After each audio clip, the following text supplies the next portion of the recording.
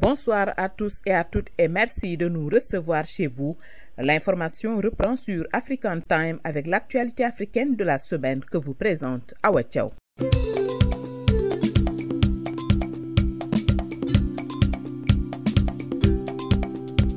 Au sommaire de cette édition au Sénégal, c'est toujours le clair-obscur pour le Parti démocratique sénégalais. Un réaménagement a été opéré cette semaine en attendant une réorganisation complète de la formation politique. Mais pour l'heure, Maître Abdoulaye Wade est catégorique. Le comité directeur reste la seule structure qui parle au nom du parti. Cependant, l'audition de Modou Diagne Fada et compagnie a été reportée pour l'on ne sait quel motif. Nous y reviendrons tout à l'heure avec Ignace Ndeye. Au Sénégal, toujours des maisons et constructions jugées illégales qui se trouvaient aux alentours de l'aéroport Léopold Sédar Senghor ont été détruites cette semaine par les bulldozers. Des centaines de maisons d'une valeur estimée à plus de 12 milliards de nos francs, créant ainsi la colère des propriétaires qui se sont constitués en collectif. En Côte d'Ivoire, Pascal Affi N'Guesson, président du FPI, est en tournée européenne. Une visite qui va le conduire dans plusieurs pays où il va rencontrer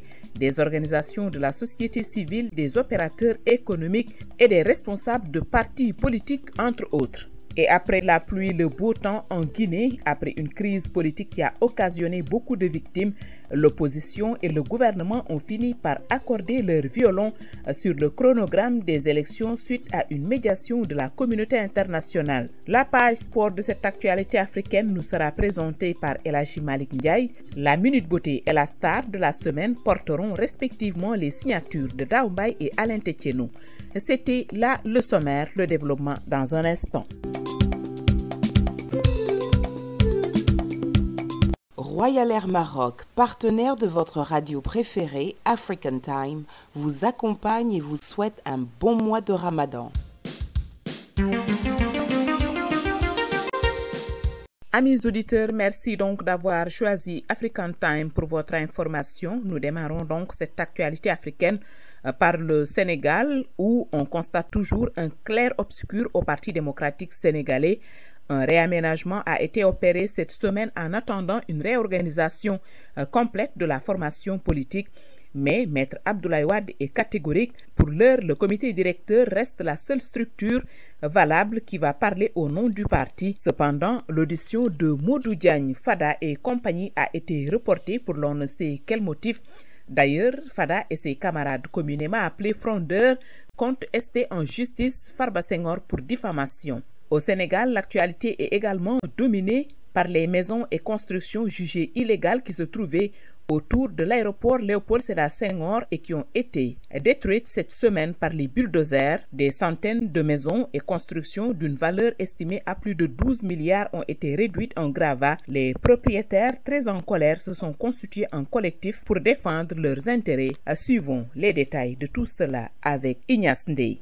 Nous démarrons cette actualité de la semaine par la situation toujours confuse au Parti démocratique sénégalais qui a opéré un remaniement en attendant la réorganisation complète du PDS qui sera approuvée par le Congrès. Abdoulaye Wade tient à dire aux militants que le comité directeur est la seule structure opérationnelle de leur exécutif. Face aux enjeux nationaux et aux prochaines échéances électorales, il a ainsi décidé de réaménager cet exécutif tout en maintenant le comité directeur. Il a mis en place quelques structures pour un meilleur pilotage du parti. C'est ainsi que désormais, il y a un secrétaire général national, poste qu'il occupe toujours, un secrétariat général adjoint, coordonnateur national, poste occupé par Oumar Sarr, un pôle de porte-parole du parti et le collège de conseillers de secrétaire général national. Modou Diagne Fada,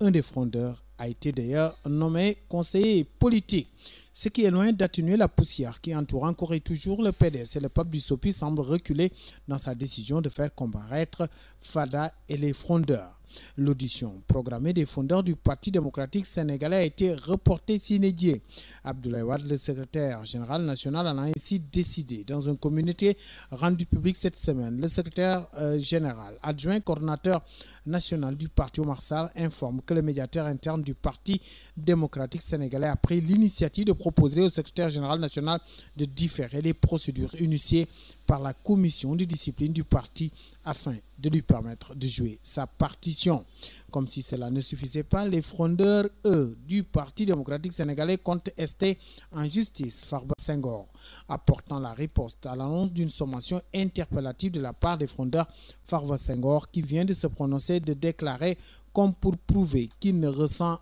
aucune peur. Je réaffirme tout ce que j'avais dit sur la corruption par Macky Sall de Fada et compagnie et je n'enlèverai aucune virgule sur mes propos.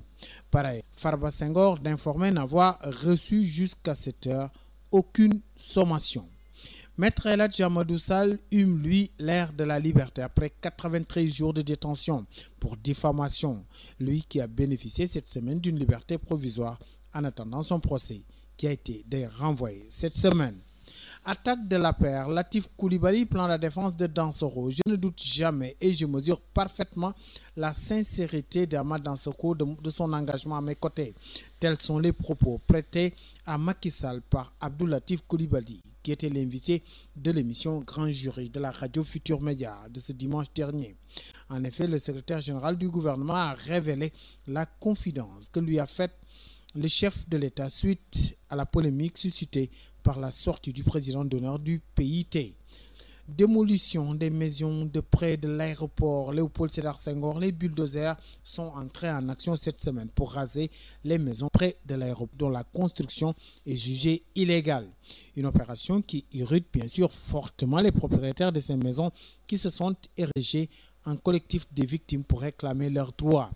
402 maisons et 99 fondations et murs de clôture ont été détruites. Un investissement d'une valeur comprise entre 10 et 12 milliards de francs CFA, affirme dans un document le collectif des victimes et propriétaires des maisons démolies. Le député El Hadji Diouf a annoncé qu'il demandera au gouvernement de s'expliquer devant l'Assemblée nationale sur ces démolitions inacceptables de maisons situées près de l'aéroport Léopold Sédar Senghor à Dakar.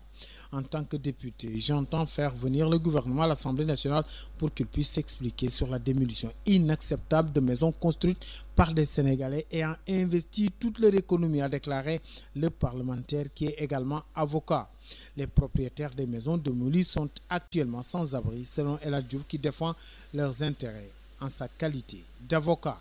Pendant ce temps, le chef de l'État, le président Macky Sall, lui a sorti le grand sabre. Et des têtes commencent à tomber dans cette affaire de construction illégale à côté du mur de l'aéroport de Dakar. C'est ainsi que le directeur de l'urbanisme, Omar Sow, a été limogé de son poste en même temps que Lamine Sy, qui assurait le poste de directeur régional des domaines. Le remplacement du préfet de Dakar, Alioune Diop, ne serait pas étranger à cet embrouillamini. Le responsable de la DSCOS affilié au ministère de l'urbanisme a sauté et n'attend que sa notification pour plier bagage. Le président Macky Sall a aussi demandé que les agents des ADES impliqués dans le scandale soient tous relevés malgré les multiples pressions pour éviter leur départ. Signaler que le premier acte du baccalauréat a démarré également cette semaine au Sénégal avec les épreuves anticipées de philosophie. Autre coup d'envoi, c'est le début du Ramadan également cette semaine au Sénégal, un début de Ramadan à 3 vitesses puisque les fidèles musulmans n'ont pas commencé le jeûne le même jour. Ainsi va l'actualité cette semaine au Sénégal à Dakar pour African Time. Ignace Ndeye. Merci Ignace Ndeye. En Côte d'Ivoire, Pascal Affi-N'Guessan, le président du Front populaire ivoirien, a entamé une tournée en Europe, une visite qui va le conduire dans plusieurs pays. Il va rencontrer des organisations de la société civile, des opérateurs économiques, mais également des responsables de partis politiques, entre autres. Pascal Affi-N'Guessan dirige un parti d'opposition et est candidat à la présidentielle ivoirienne d'octobre 2015. Suivons ce compte-rendu de Étienne Tano. Le président Pascal Affi-N'Guessan en tournée en Europe. Le président du Front populaire ivoirien, Pascal Affi-N'Guessan, a entamé une tournée européenne qui le conduit notamment en France, en Belgique et en Italie. Le président de ce parti de l'opposition qui a entamé sa tournée européenne depuis le dimanche dernier pour rencontrer un certain nombre d'organisations de la société civile, d'opérateurs économiques et de partis politiques. Pascal Affi-N'Guessan a été désigné récemment comme candidat du FPI à l'élection présidentielle d'octobre 2015. Une position que certains contestent d'ailleurs, les fondeurs du parti de l'ex-président Laurent Gbagbo. Le Front populaire ivoirien version Aboudraman Sangaré a tenu à l'exprimer récemment à travers un communiqué qui fait état du processus électoral. Il exige entre autres la mise en place d'une CI consensuelle, équitable et impartiale, ainsi que l'établissement d'une nouvelle liste électorale consensuelle. Milieu estudiantin, bagarre entre syndicats estudiantins ce vendredi, 2 blessés graves à la machette. La fin de la bagarre à la machette n'est pas pour demain sur le campus universitaire Félix Houphouët-Boigny de Cocody. À preuve, une bagarre a éclaté ce vendredi entre 2 principaux syndicats, a-t-on appris, de sources estudiantines. Elle précise que les étudiants membres de la Fédération estudiantine et scolaire de Côte d'Ivoire, FESI, et ceux de l'Association générale des étudiants élèves de Côte d'Ivoire, AGCI, se sont affrontés à la machette pour le contrôle d'un quai d'une société de bus de la place qui se trouve dans la commune de Cocody. Bilan de ces affrontements, 2 blessés graves transférés dans un établissement sanitaire. Le calme serait revenu après ce énième affrontement entre syndicats étudiantins qui a souvent lieu à l'enceinte ou aux abords de ce temple du savoir. Football pour terminer, éliminatoire CAN 2017, la Côte d'Ivoire reste invincible. Les éléphants de Côte d'Ivoire sont allés arracher le dimanche dernier le nul 0-0 face aux Panthères du Gabon à Libreville à l'occasion de la première journée des éliminatoires de cette compétition. Outre les joueurs, le sélectionneur national Kamara Ibrahim, qui a su l'intérim en attendant la désignation d'un nouveau sélectionneur après le départ des Verena, se devait d'entretenir la flamme en ne concédant pas de défaite. Après la défection des cadres, notamment Yaya Touré, Eric Bailly, Gervinho, les éléphants de Côte d'Ivoire partaient à Libreville avec beaucoup d'incertitudes. Au cours de ce match à Libreville, l'équipe de Camara a été présente et a montré heureusement du caractère. Mais il a manqué des buts pour faire de cette sortie une soirée parfaite. Étienne Panou, Abidjan pour African Time. Direction la Guinée après la pluie, le beau temps, après une crise politique qui a occasionné beaucoup de victimes, l'opposition et le gouvernement ont fini par accorder leur violon sur le chronogramme des élections suite à une médiation de la communauté internationale. L'opposition et le gouvernement se sont entendus pour annuler le chronogramme établi par la Commission électorale nationale indépendante. Le résumé avec vous, Mamadou Baldé. Oui, après plusieurs mois de batailles rangées, de tergiversation, de discours, d'attaque et contre-attaque, de marches violentées avec leur cortège de victimes, l'opposition et le pouvoir ont fini par s'entendre ce vendredi sur le chronogramme des élections en Guinée. La Commission électorale nationale indépendante avait annoncé la présidentielle pour le 11 octobre prochain, les communales et les communautaires pour 2016. Avec la médiation de la communauté internationale, l'opposition et le pouvoir se sont entendus sur l'annulation de ce chronogramme de la Commission électorale nationale indépendante. Cette dernière, qui se dit indépendante, n'a pas encore dit son dernier mot. Ce qui revient à dire que les Guinéens attendent avec impatience un calendrier nouveau des consultations nationales prochaines. Le représentant spécial du secrétaire général de l'ONU en Afrique de l'Ouest, Ibn Chamba, et les ambassadeurs des États-Unis et de France en Guinée ont été parmi les témoins de cet accord entre les acteurs de la classe politique guinéenne. De l'autre côté, c'est le capitaine Moussa Dadis Camara qui s'énerve du côté de Ouagadougou. Selon lui, personne ne peut l'empêcher de retourner au Bercail. Il menace tous les bords politiques d'utiliser son nom pour des questions électoralistes. Il appelle ses sympathisants au calme. Toutefois, aucun homme politique futile de l'opposition ou de la mouvance présidentielle n'a encore posé des conditions de ce retour. Ce sont les organisations de défense des droits de l'homme qui rappellent la douloureuse date du 28 septembre 2009. Son retour au pays est annoncé entre le 20 et le 25 de ce mois de juin. Reviendra pas, attendons de voir. En sport, pour terminer, c'est la descente aux enfers du Syrie national qui retient l'attention. Le nouvel entraîneur, Luis Fernandez, et la Fédération guinéenne de football ne bénéficient pas de bonnes notes de la part du public sportif guinéen après les 2 défaites face au Tchad en amical et du Swaziland en éliminatoire de la Coupe d'Afrique Nation 2017. Le stature du Sidi national actuel n'est pas à la hauteur de la CAN, estime des connaisseurs du foot africain. Bon début de week-end à tous les fidèles de la Pan-Africaine African Time. Mamadou Baldé, Aminata.com pour African Time.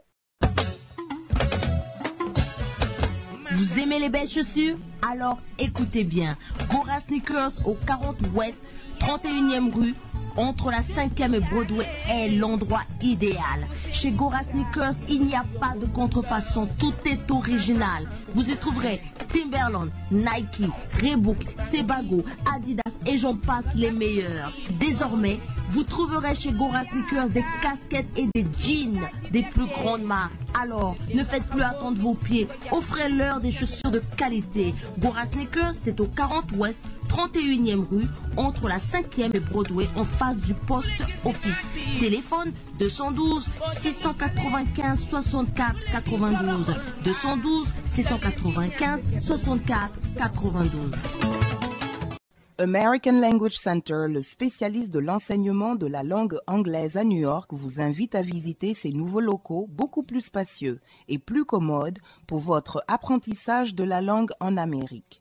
Il se situe au 229 Ouest, 36e rue, au 3e étage, entre la 7e et la 8e avenue, à 2 rues de Penn Station. Après 35 ans d'expérience et un corps d'enseignants hautement qualifiés, American Language Center propose des cours pour les débutants et pour tous ceux qui veulent approfondir leur connaissance de la langue. Les frais de scolarité d'American Language Center sont très compétitifs et son enseignement est le meilleur dans le pays. Pour les habitants de Queens, la branche locale est au Jackson Heights, 7501 Broadway. Pour tout renseignement, appelez 1-800-ENGLISH, 1-800-364-5474, 1-800-364-5474. Demandez après André.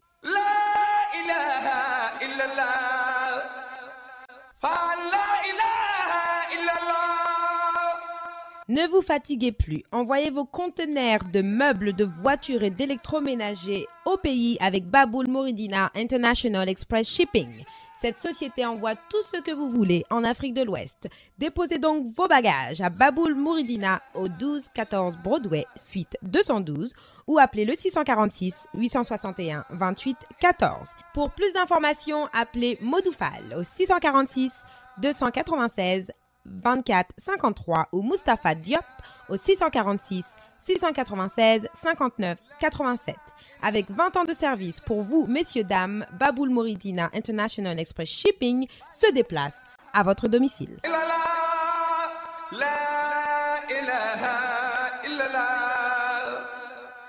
Pour vos publicités, communiqués ou annonces, vous pouvez toujours contacter notre service clientèle. Fallou Dieng, 917 385 23 65 ou Dambabou 646 932 83 81.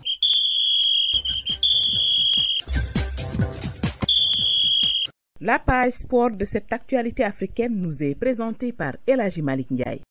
Bonsoir, l'actualité sportive, nous la démarrons par le football avec les éliminations de la CAN 2017. Le Sénégal a battu le Burundi 3-1, une victoire importante dans un contexte de but en la tanière.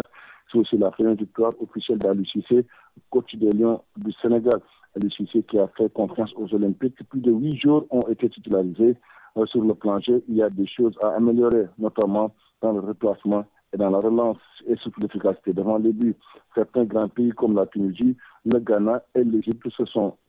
sortis victorieux de cette première journée. Et puis retenez que le Cameroun a été tenu en échec par la Mauritanie. La Côte d'Ivoire, toujours sans sélectionneur national. Selon la presse locale, Raymond Domenech, ancien coach de la France et candidat. L'ancien coach vainqueur de la CAN 2015, Hervé Renard, et à Lille comme entraîneur. Coupe du monde U20, Sénégal-Mali, c'est l'affiche de la petite finale. Le Sénégal a été éliminé par le Brésil en demi-finale 5-0, alors que la Serbie a sorti le Mali. Le Sénégal a éliminé Ouzbékistan en quart de finale. Et pour la première fois dans l'histoire du football sénégalais, une équipe nationale a atteint ce stade de la compétition dans une Coupe du Monde. Une performance saluée par le chef de l'État sénégalais Macky Sall a vraiment salué la performance de l'Union du Sénégal en Conseil des ministres et de nombreux sportifs. D'ailleurs, les Sénégalais pensent que cette équipe doit être préservée. Pour le coach Joseph Koto, c'est le fruit d'un travail. Le Brésil jouera contre la Serbie en finale. Championnat pro, la Douane, toujours leader. Italie et Djambar complètent le podium. Et puis Pikine et Port forment la marche. AG électif de la Fédération sénégalaise de basket, la commission de validation des candidats publie la liste. Ce vendredi, 3 candidats ont déposé. Baba Tandia, ancien président de la Fédération sénégalaise de basket, Mathieu Faye, ancien international, le président de Mbour Basket Club et Maître Baba Tandia, il est le président du BIC et candidat du cadre de confédération des clubs de basket. Maître Tandia risque d'être recalé à cause de l'article 18. Il n'est pas ici de club. Nous terminons cette page de sport par la lutte avec le choc Cité Zarco remporté par Cité sur décision de l'arbitre. Une victoire contestée par Zarco qui a interjeté appel. Le dossier est sur la table du CNG qui va donner son dernier mot sous peu. C'était là depuis Dakar pour African Time. Place maintenant à la Minute Beauté. Daoumbaï nous livre les secrets d'un produit essentiel dans notre maison et présent dans les coins et recoins de notre demeure. Il s'agit tout simplement du bicarbonate de soude pour les uns et bicarbonate de sodium pour les autres.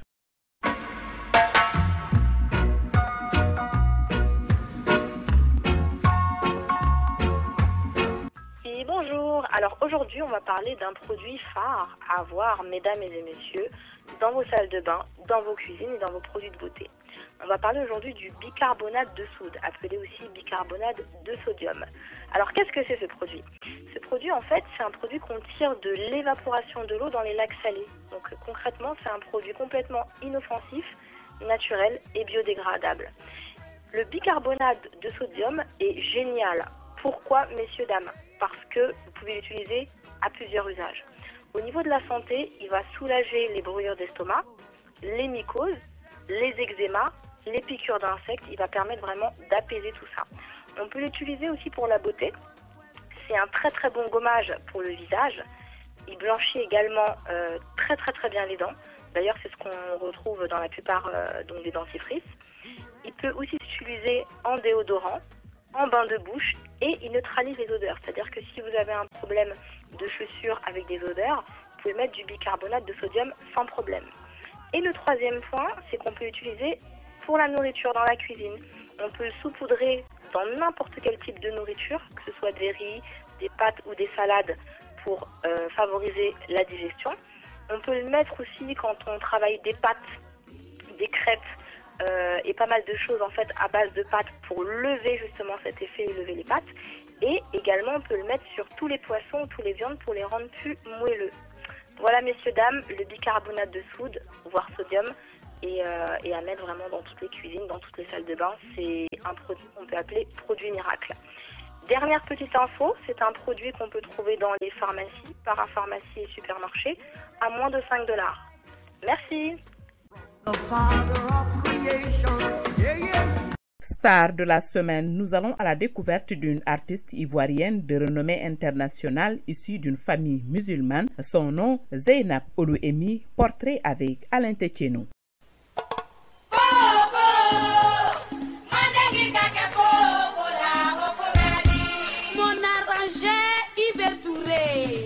Elle est née un matin du 25 septembre 1975 à l'hôpital Marie-Thérèse Houphouët-Boigny d'Adjamé en Côte d'Ivoire.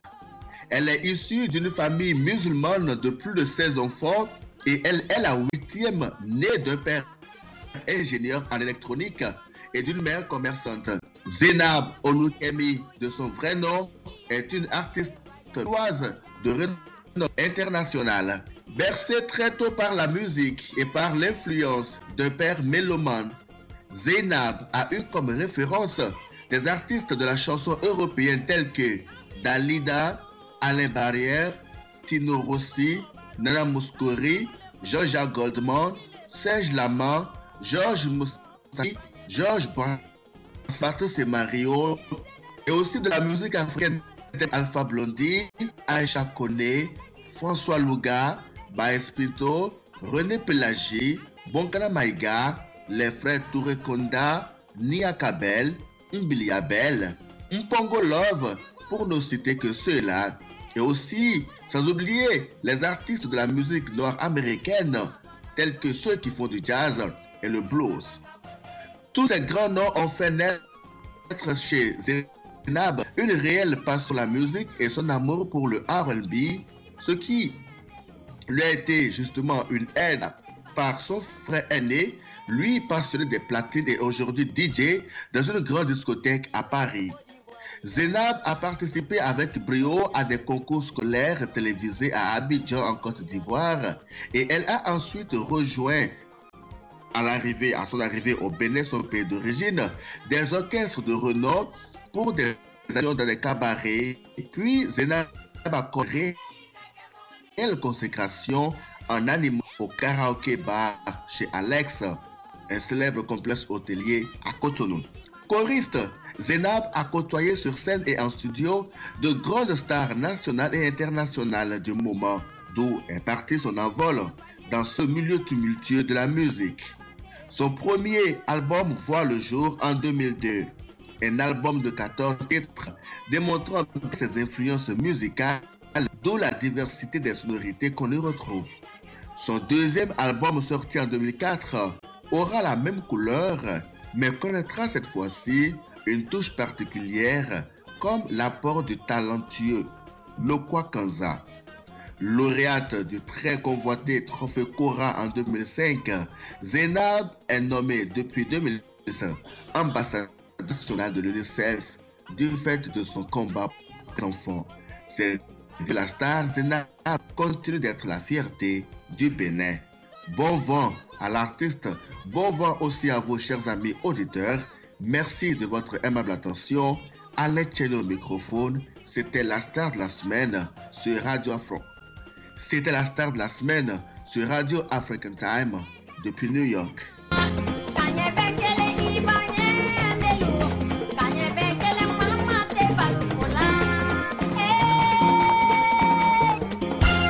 Chaque fois que la communauté africaine en Amérique célèbre un événement important, Royal Air Maroc est à ses côtés. En particulier quand c'est aussi important que l'observation du mois saint de Ramadan. Comme à son habitude, Royal Air Maroc tient à rendre toujours plus agréable, plus commode et surtout toujours plus abordable vos déplacements en Afrique. Cette année, si vous devez vous rendre en Afrique, aussi bien durant ce mois de Ramadan que pour aller célébrer la fin de votre période de jeûne, Royal Air Maroc met à votre disposition son avion 787 Dreamliner. L'appareil d'une modernité, d'un confort et d'une convivialité jamais mis en ligne auparavant par l'industrie du voyage. Royal Air Maroc, c'est plus d'une trentaine de destinations en Afrique, un personnel à bord comme au sol qui partage vos valeurs et votre culture, des tarifs compétitifs sur le marché. Pour aller fêter la fin du Ramadan, pour envoyer la famille en vacances, pour vos voyages d'affaires ou pour les autres occasions de vous rendre à votre pays bien-aimé, une seule compagnie aérienne, Royal Air Maroc. Appelez votre agence de voyage ou Royal Air Maroc 1-800-344-6726 ou visitez www.royalairmaroc.com. Royal Air Maroc vous dit Ramadan Moubarak. La Banque de l'Habitat du Sénégal, BHS, est heureuse de vous annoncer ses nouvelles branches. BHS Baltimore, 58 14 York Road, téléphone 410 387 22 76, 410 387 22 76. Cette branche est disponible à partir du 25 avril 2014. BHS Philadelphia, 535 South 52e Street Philadelphia, téléphone 215 863 80 02, 215 863 80 02. Cette branche est disponible à partir du 28 avril 2014. Merci beaucoup.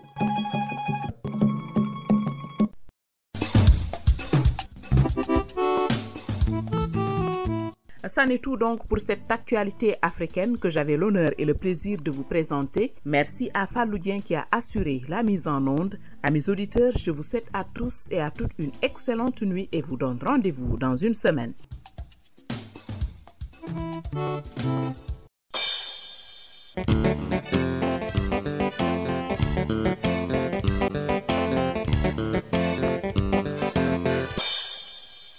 mbokk yi noo ngi leen di nuyu di leen sant te di leen gërëm ci li ngeen di déglu African Time ci rajo WP 8930 AM ci New York ñu di leen indil xabaar yi ci àjjuma ju nekk te it ngeen man di ñuy déglu ci internet bi ci wp8930am.com wala bu ñu la rawee it mën nga ñu déglu ci yoolele.com mbaa sax boo bëggee dégluwaat Papa Ndaw wala nga bëgg a déglu Xaadim Samb da ngay dem rek ci seneplus.com boo nu bëggee déglu it en direct moom da ngay composé rek 401 347 0031 401 347 0031 tey nag di ajjuma yemoo ak fukki fan ak juróom-ñeent ci weeru juin ci atum 2015 seen mbokk Ousmane Lo moo féetewoo ci micro bi waaye seen xarit Fallou Dieng moo nekk fee ca machine ba.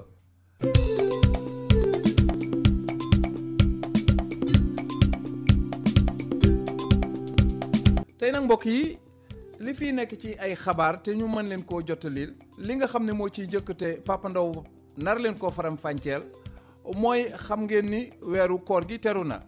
am na ci ñi xam ni woor nañu tey ñii woor démb bu ko defee ak li nga xam ne lii mën na cee ñàkk ci ay sukkar ki ndox ak te am ci ak yu demee noonu Papa Ndaw dina ci ñëw ak yéen ci ñi nga xam ne ñi itam dañuy dem ci rajo bi ak ci yeneen conférence di fay waxtaan ak li nga xam ne moom lañ ci mën a am loolu Papa Ndaw dina ci dikk leeral ko ci mbirum koor gi procès bi nga xam ne mooy procès Mamadou Diop itam mbokk yi ci nga xam ne dañ cee ji ñaari alkaati Papa Ndaw dina ci dikk ak yéen Wàdd itam xam ngeen ni dafa def loolu ñuy wax gouvernement bopp PDS Papa Ndaw dina leen ko limal ak ñi ci bokk ak ñi ci bokkul Papa Ndaw itam dina dikk ci itam plainte bi nga xam ni dañ ko porter plainte Barthélémy Dias ci ñi nga xam ni dafa bàyyi woon rek ñuy saax-saaxee alali jàmbur ci commune am dina ñëw ak yéen itam ci Antoine Félix Diome mi nga xam ni dañ koo déplacé fële ca CREI xamuñu nag ba xam dañ koo yokkal garaat wala dañ koo wàññil garaat ndax dañuy tas CREI wala duñ ko tas ak yu demee noonu ci li nga xam ne moo fa xew Papa Ndaw dina dikk ak yéen ci loolu bu ko defee nag mbokk yi nu bàyyi leen ak Alaaji Malick Ndiaye moom mu waxtaan ak yéen ci mbirum football bi nu doog leen a ayul Xaadim Samb moom mu leeral lépp li aju ci mbirum làmb ji nu boole ko nag ak indil leen li fi jot a am ci ay aajar ak i yëgle kon mbokk yi bu ngeen nu mayee nopp xeraw lu tuuti nu dikk ak yéen ci yaatal gi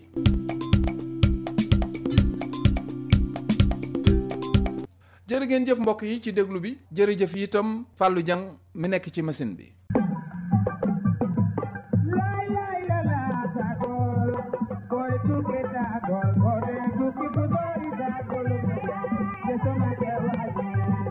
mbokk yi ñu leen xamal ne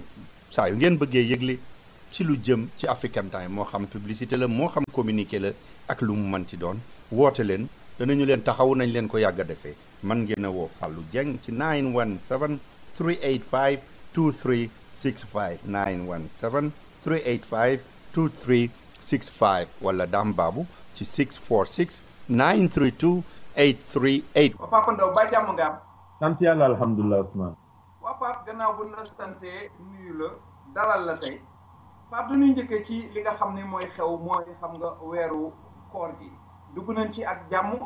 Pape wax indil nu li nga xam ne moo ci xew ci bis bu njëkk bi. waaw Ousmane weeru tedd wi nga xam ne bii moo di weeru koor dellu si na ñu door ko fii ci Sénégal muy loo xam ne buur bi subhaanahu wa taala moom moo ko santaane ñu war koo def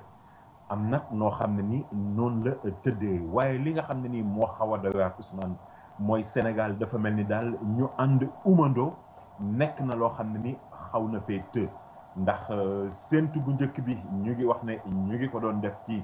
àllarba ji ci la commission bi daal di jógoon commission nationale bi nga xam ne bi Iyane Thiam moo ko jiite ñu dem ba daal ba nga xamee ne bii nee nañu séentu nañu ba pare gisuñu weer gisuñu ku leen wax ne gis na weer ñu daal di wax ne kon mbir mi dañuy jàpp ne rek kumte li ajjuma ji lay doon mais nag ci diggante bi ñi nga xamee ne bii ñoom ñoo jokku ci ñi ñuy wax famille omarienne bi nekk fii ci Dakar nga xam ne ni ñoom Cheikh Omar Foutiyou Tall moom moo leen meññ ñoom dañu daal di wax ne ñoom ci alxamis ji la ñu daal di parce que dañu wax ne rek dañu doxal sunna ci ni ñu ko waxee ñoom parce que dañu ne seen ay mbokk yu nekk ca réewu Mali ak seen ay nit ñoo xam ne ni nekk nañu ca Niger ñoom ñoo leen jox xibaar ne weer wi feeñ na ba loolu moo tax ñoom ñu doxal noonu dal di li nga xam ne bii moo di alxamis ji bon ñeneen ñi des ci Sénégal nag ñoom ne comme amuñu woon xabaar wala commission bi joxale woon xabaar dañuy daal di motal li nga xam ne bii moo di fanweer nga gis ne ñaari côté yëpp fu ci nekk ñu ngi wax naan ci sunna la ñu sukkandiku parce que dañuy wax naan bu la ñaar ñu la doy waxee ne gis nañu ko mën ngaa ñeneen ñi ne déedéet bu fekkee ne bi gisuloo motalal fanweer lu ci munti am rek Ousmane moo di Sénégal ren bi ñaari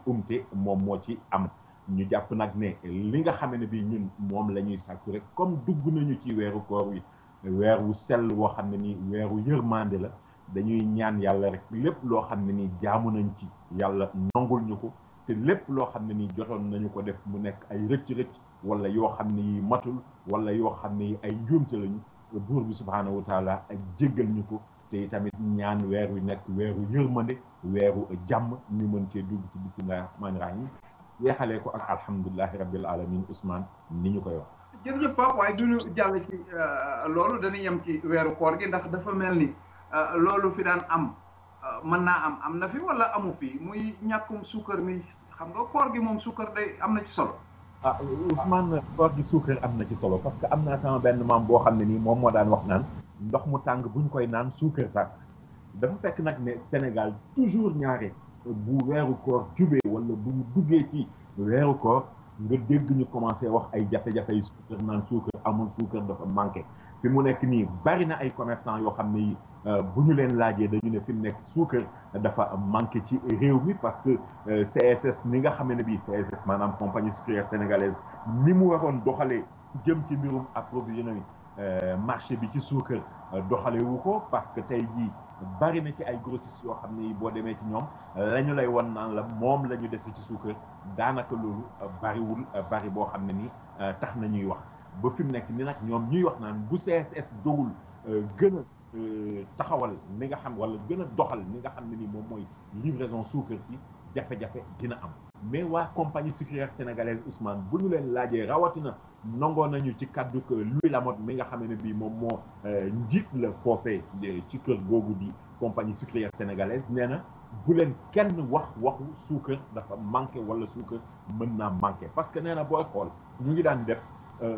livraison yi li nga xam ne bii moom la ñuy génne di joxe muy dem toll na ci 1000 tonnes bés bu jot te bu ñu xoolee daaw ñu ngi doon juróom-ñaar téeméeri tonnes par fu mu nekk nii muy indi nag loo xam ne ni ñaari système moo am ci wàllu livraison suukar bi dafa wax ne dafa am commerçant yoo xam ne bu ñu commandé suukar ñoom dañuy bëgg indil seen bopp seen oto camion yëpp suukar si dal ci yóbbu am ñeneen ñoo xam ne ñoom bu ñuy commandé compagnie sucrière sénégalaise moom mooy livrer suukar bi te itamit mu yokk ci ne ku commandé boo commandé ci ñaari fan yi dinañu la jébbal li nga xam ne bii moom mooy suukar bi nga commandé Louis Lamotte nag di wax ne kon bu fi kenn waxu suukar dafa manqué xëy na ñàkkul dafa am commerçant yoo xam ni dañoo bëgg mubboo affaire boobu pour am ci nguur gi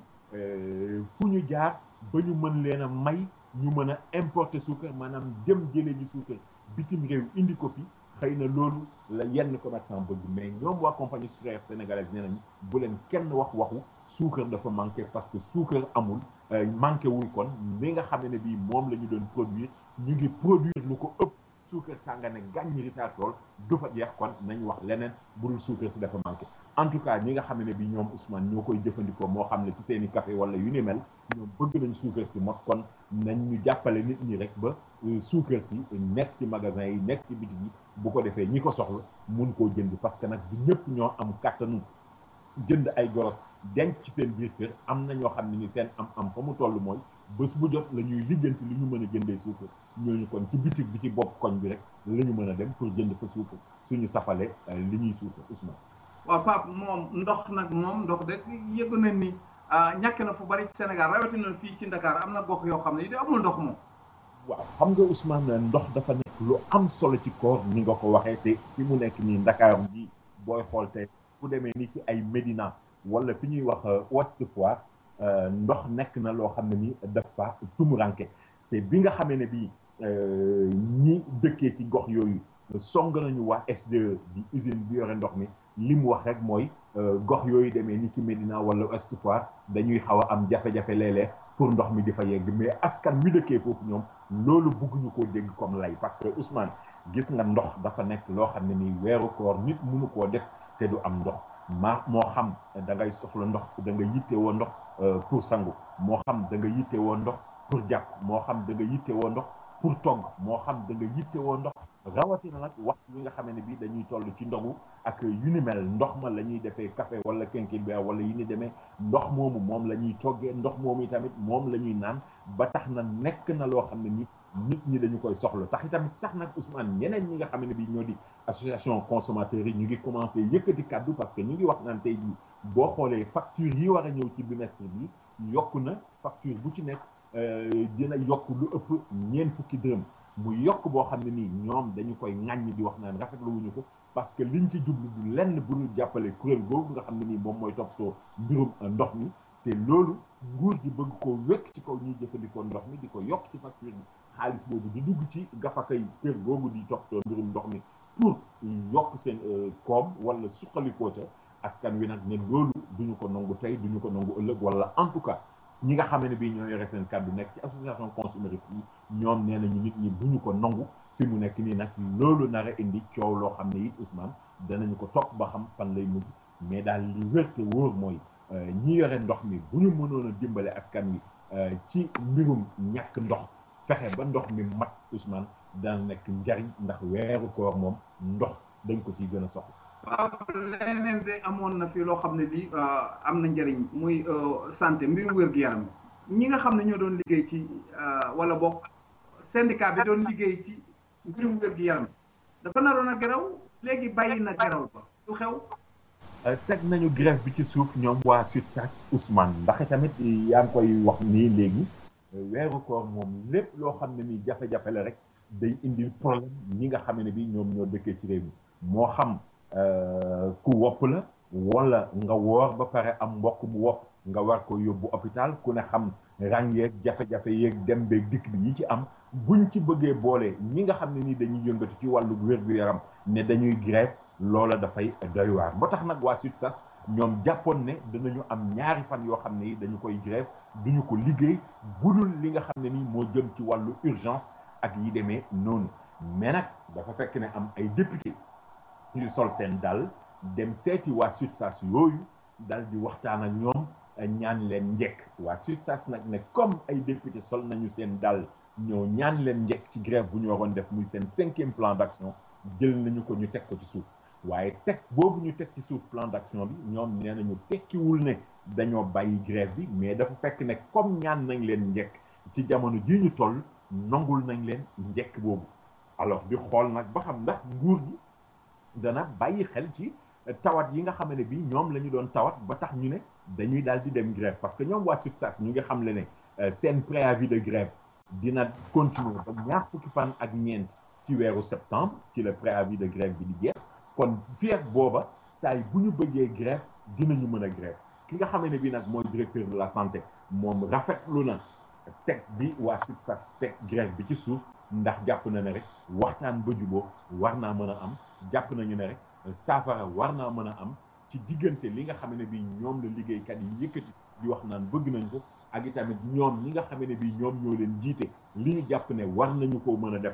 defal liggéeykat yi ak itamit député yi nga xam ne nii nag ñoom nee nañu dañoo bëgg parce que dañu ne boo xoolee wér-gu-yaram muy santé wala mbiru njàng dafa nekk loo xam ne nii dafa am solo ci réew ba loolu moo tax nag ñu ne même syndicat yi nga xam ne bii ñoom ñoo jàpp ne léeg-léeg dañuy grève ba dañuy yëngal ñoom député yi di sàkk ci ñoom naan dina doon baax bala ñuy defati lu mel noonu ñu jokkoo ceeg ñoom député yi bu ko defee ñoom député yi mën koo waxtaanee tamit ci pencum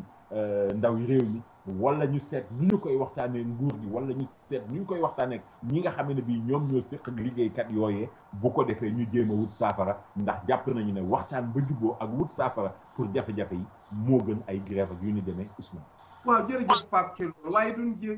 jugeegul ci mbirum koor gi dafa mel ni koor gi itam am na ñeneen ñoo xam ne ñi nag ñoom dañ ciy dund maanaam balancer yeeg ñiy waxtaan ak ñiy addis ak ñeneen ñu benn noonu Pape ñooñu moom ñooy ñan. waaw xam nga Ousmane dañuy faral di wax naan koor gi ñaare mooy teretu ñi nga xamee ne bii ñoom ñoo nekk ci yenn rajo yi wala ci yenn télé yi di firi ñu leen di wooyee oustaz ñaare ndax xam nga koor gi dafa nekk jamono joo xam ne Sénégal moom seenu ngëm wala boog ci ñi ma ko war a wax bari na ci ñoo xam ne nii weeru koor Ousmane ni ñuy doxalee ak ni ñuy sellale bu fekkoon ne bii noonu la ñuy doxalee at mi yëpp kon réew mi dana neex réew mi dana naat te boo moytuwul tooñ du fi am mais dafa am ñoo xam ne ni ñoom dañu jàpp ne weeru koor bu jotee da nga koy xool même ci yenn ci xale yu jigéen ñi yu gàtt dootuñu ko sol yoo xam ne day tafu ci seen yaram dootuñu ko sol la ñu daan sol lenn ci seen yaram di nekk ci biti dootuñu ko def dañuy muuru di kolu seen bopp doo ko gis seen i kawar doo ko gis boo demee ci jàkka yi fi mu nekk nii naafila yu njëkk yi da ngay gis jàkka yi day fees ba boo sànnee mbàtt mu tag ni ñu koy waxee boo dee bëccëg bi la bu ñuy firé ak yi ni mel boo demee tamit jàkka yi day fees dell foo tourné ci mbedd mi koo xool yaa ngi gis mu yore kurus goo xam ne ni gudd na tubaarkàlla ñii sax seeni sotti ñii demee yu ni mel alors am ci nag ay association ak ay mbootaay ak ay kuréel yoo xam ne yi ñoom tamit dañuy gisee ak oustaz yooyu nga xam ne nii ñaari li ci ëpp ci rajo yi lañ nekk wala ci télé yi pour ñu leen di defal ay conférence ba tax nag ñu wax ne oustaz yooyu conférence ñaare koor gi kon dafay nekk seen traite parce que am na ci ñoo xam ne ni danañu def benn wala ñaari conférence par bés am na ñoo xam ne dinañu def sax ñett ba ñeenti conférence par bés souvent te ñu ngi wax naan am na ci oustaz yoo xam ne ni conférence bu ñu def bu ne mën na leen a jural juróom fukki junni ci suñu xaalis mbaalu ko ëpp xam nga kon boo ko xoolee rek ci weer wi ku ci def kon juróom benn fukki conférence mbaa juróom fukki conférence mbaa lu ko jege te conférence boo def am ci lu toll ci juróom fukki junni Ousmane loolu boo jëloon machine calculer ko léegi da ngay gis xaalis bu ne gàññ la waaye yemul foofu booy xool boulangerie yi ñoom tamit koor dafay nekk loo xam ne nii xëy na seen traite lay doon parce que Sénégal bari na fi ñoo xam ne nii bu ñuy ndogu bu ñu boolewul mburu ca la ñuy ndogoo dañuy jàpp ne xëy na ndoguwuñu même xale yi nga xam ne nii ci suba gi danañu ndékki sax bu ndogu jotee ñoom itam ñu ñëw toog di xaar ku leen jox kopp ak la muy àndal nga gis ne ñiy jaay café Touba bi ñoom tamit daanaka booy xool dañu naan seen taxaw na ñoom tam parce que du ñëpp ñooy am man-man wala du ñëpp la waxtu ndogu di fekk ci seen kër bu ko defee ñi nga xam ne bi ñoom ñooy jaay café yi ak yu ni mel ñoom tamit waxtu wi dog di jot fekk ñi jotagul yegg seen kër wala ñi nekk ci oto yi wala ñi nekk ci bouchon yi mbaa ci embouteillage yi ñooñu tamit borom café Touba yi ak yu ni mel ñoom ñoo leen di mën a jox loo xam ne ni danañu ko dogo ba nga gis ne daal Ousmane koor gi moom mën nañoo wax ne xéewali neen la parce que bu weesoo neexal yi nga xam ne bi borom bi dig na ko jaam yi nga xam ne nii ñoom ñooy woor ak am na ci ñeneen ñoo xam ne yi tamit seen poos mbaa seen nafa dana ci duune ndax danañ ci jaay mbaa ñu doxal ci loo xam ne ni mën na leen yokk koom. waaw Pape kon de xam naa koor gi noonu la demee rek moom léeg-léeg rek mu am ci ñoo xam ne ñii dafay baax ci ñoom lool waaye mel te wuute nag ak ñi nga xam ne ñoom ñoo sant Mbaye ki Cissé ki Jaxate ak ñoo ñu demee noonu Pape dañuy jàll ci président Macky Sall ndax moom dafa mel ni dafa jëflante ak ñee nga xam ne képp koo xam ne taxoon nga ci toju kër yee nekkoon ca wetu aéroport Pape loolu la nu mu demee. waaw xam nga Ousmane kër yooyu ñu yàq ci diwaanu aéroport ñu ngi koy xayma ci kër yu bare bari parce que ñu ngi wax naan lim bi jéggi na dayoo te la ñu fa yàq tamit daanaka jege na fukki milliards ak ñaar ci suñuy koppar te xam nga loolee bi muy am fekk na jamono yooyee président Macky Sall newuloon ci biir réew mi mais bi nga xam ne bi dellu si na ak coow li ci juddu ak ni mu demee ak li mu jot a jot ci ay rapport tax na conseil des ministres bi nga xam ne bi moom moo passé président Macky Sall rëq na ci ndiggu ay fonctionnaires ni nga xam ne bi noonu la ñu koy waxee ki nga xam ne nii moom la yàq lu njëkk a dal ci kawam mooy Alioune Badara Diop di ki nekkoon préfet bu Dakar moom dañu koo jëlee Dakar yóbbu ko fële nga xam ne bi moo di Louga ki ko wutu di préfet bi nekkoon Mbour moom la ñu indi Dakar léegi ki nekkoon directeur urbanisme ñu di ko wax Omar Sow moom dañu ko jëlee ci direction boobu nga xam ne bi moom la nekkoon naka Lamine Sy di directeur régional du domaine moom itamit dañu ko relever ña nga xam ne bi ñoo nekkoon COS ñoom itamit am na ñu fa jëlee te itamit ñu ngi wax naan ñi doon liggéeyee aéroport te ñu dugal leen ci mbir mi wala ñu takk ci mbir mi parce que ña doon defar mur baax yu ni mel ñu ngi wax naan ay badge aéroport la ñu yoroon nag ay auto aéroport ñoo leen doon indi ndox ak yu ni mel nee nañu ñooñu tamit képp koo xam ne laal nga ci mbir mi yat wi dana dal sa kaw. ñu gis nag ne fi mu nekk nii Ousmane kër yooyu ñu yàq alal jafa yàqu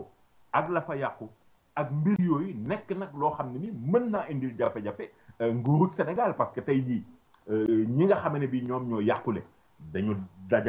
dajaloo kon def benn kuréel boo xam ne ni ñu ngi xool nan la ñuy lijjantee seen i mbir ak nan la ñuy sauvegarder seen i intérêt fi mu nekk nii ñi ngi doon def daje ak taskatu xabaar yi daje boobu ñu doon def gis nañ fa sax avocat bu mel ni maître El Hadj Diouf mu ñëw wax na ñoom il faut que ñu jël seen responsabilité parce que ci kaw nguur gi la ñuy dal danañu plainte nguur gi alors fi mu nekk nii nag tey jii mbir mi demee noo xam ne ni nguurug Sénégal bu gaa yi dalee ci koom yoon la ñuy dem bu boobaa danañu ko lijjanti mais en tout cas président Macky Sall moom xëy na dans un premier temps li mu def rek mooy ñëpp ñi nga xam ne bii seen loxo laal na ci mbir mi ñoom dañu laan daal di sanctionné maanaam bu dee ay fonctionnaire la ñu jëlee leen fi nga xam ne nii mooy poste de responsabilité yi ñu leen joxoon am na nag ñoo xam ne ni ñu ngi commencé di ñurumtu di wax naan gouverneur lu tax kenn tudd ko ci te pourtant ma nga fa woon donte jëlul kàddu yu ni mel xanaa danañ ko topp ba xam rek parce que nag Ousmane bul fàtte ne président Ablaye Wade waxoon na moom aussi ne ñi ñu yàq seen kër yi nañu jël ay avocat te avocat ya moom moo koy fay ba ñooñee doon wax naan non ñoom fi mu nekk nii dañuy seet ni ñuy négocier gi ñu demee dafa mel ni rek Ousmane mbiru kër yu yàqu yi moom dafay door a commencé mais jeexagul nanu ko topp rek ba xam fu muy mujj. jërëjëf Pape ñu ngi lay sant ci loolu dañu bëgg kay nga may nu rek ñu dem yëgle ji ay ajar te dellu si waat ci yow. demal tey. coow li fépp fu nu mën a tukki moo xam ci biir réew mi la moo xam bitim réew rawatina nag bu dee Afrique suñu gos la fa nu war a dem mooy Kara Tour and Travel billet bu ñuy jaay ak avion boo bëgg a demee demal Kara Tour and Travel mu jox la ko ci njëg yoo xam ne mënuloo ko amee fenn xew wu nu am wu nu ñor dëgg fa nu war a dem mooy Kara Tour and Travel bu nu yegg si mu ñu jox suñu billet ci njëg yéenu gënal daal di ñuy wax avion ba nuy dugg ak kañ lay dem nu daal di dem ci lu gaaw a gaaw téléphone 212 683 2223. Kara Travel jàpp leen adresse am bu bees bi.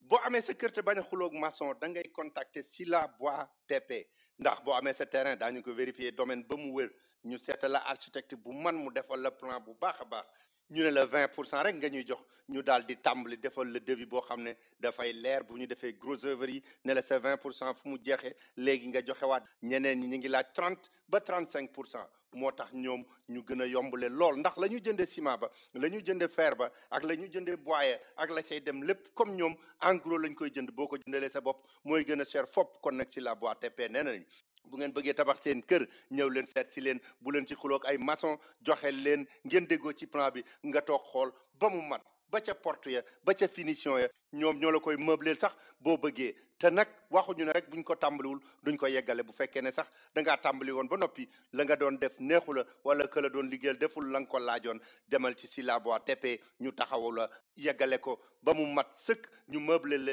jox la say caabi nga daal di daagu dugg Sila Bois TP bu ngeen leen bëggee contacter ci New York man ngeen a woo Cheikh Abdou Cissé ci Matlabul Fawzeyni ci 212 749 6585 wala ngeen woote ci Ndakaaru ci Sila Bois TP 33 855 87 75 wala ci cellphone bi 77 638 39 15 wala ngeen dugg seen website www.silabois.com 120 West 116th Street room 3C ci diggante 7th ak Lenox Avenue. boo bëggee déglu Papa Ndaw da nga ko mën a déglu ci seneplus.com.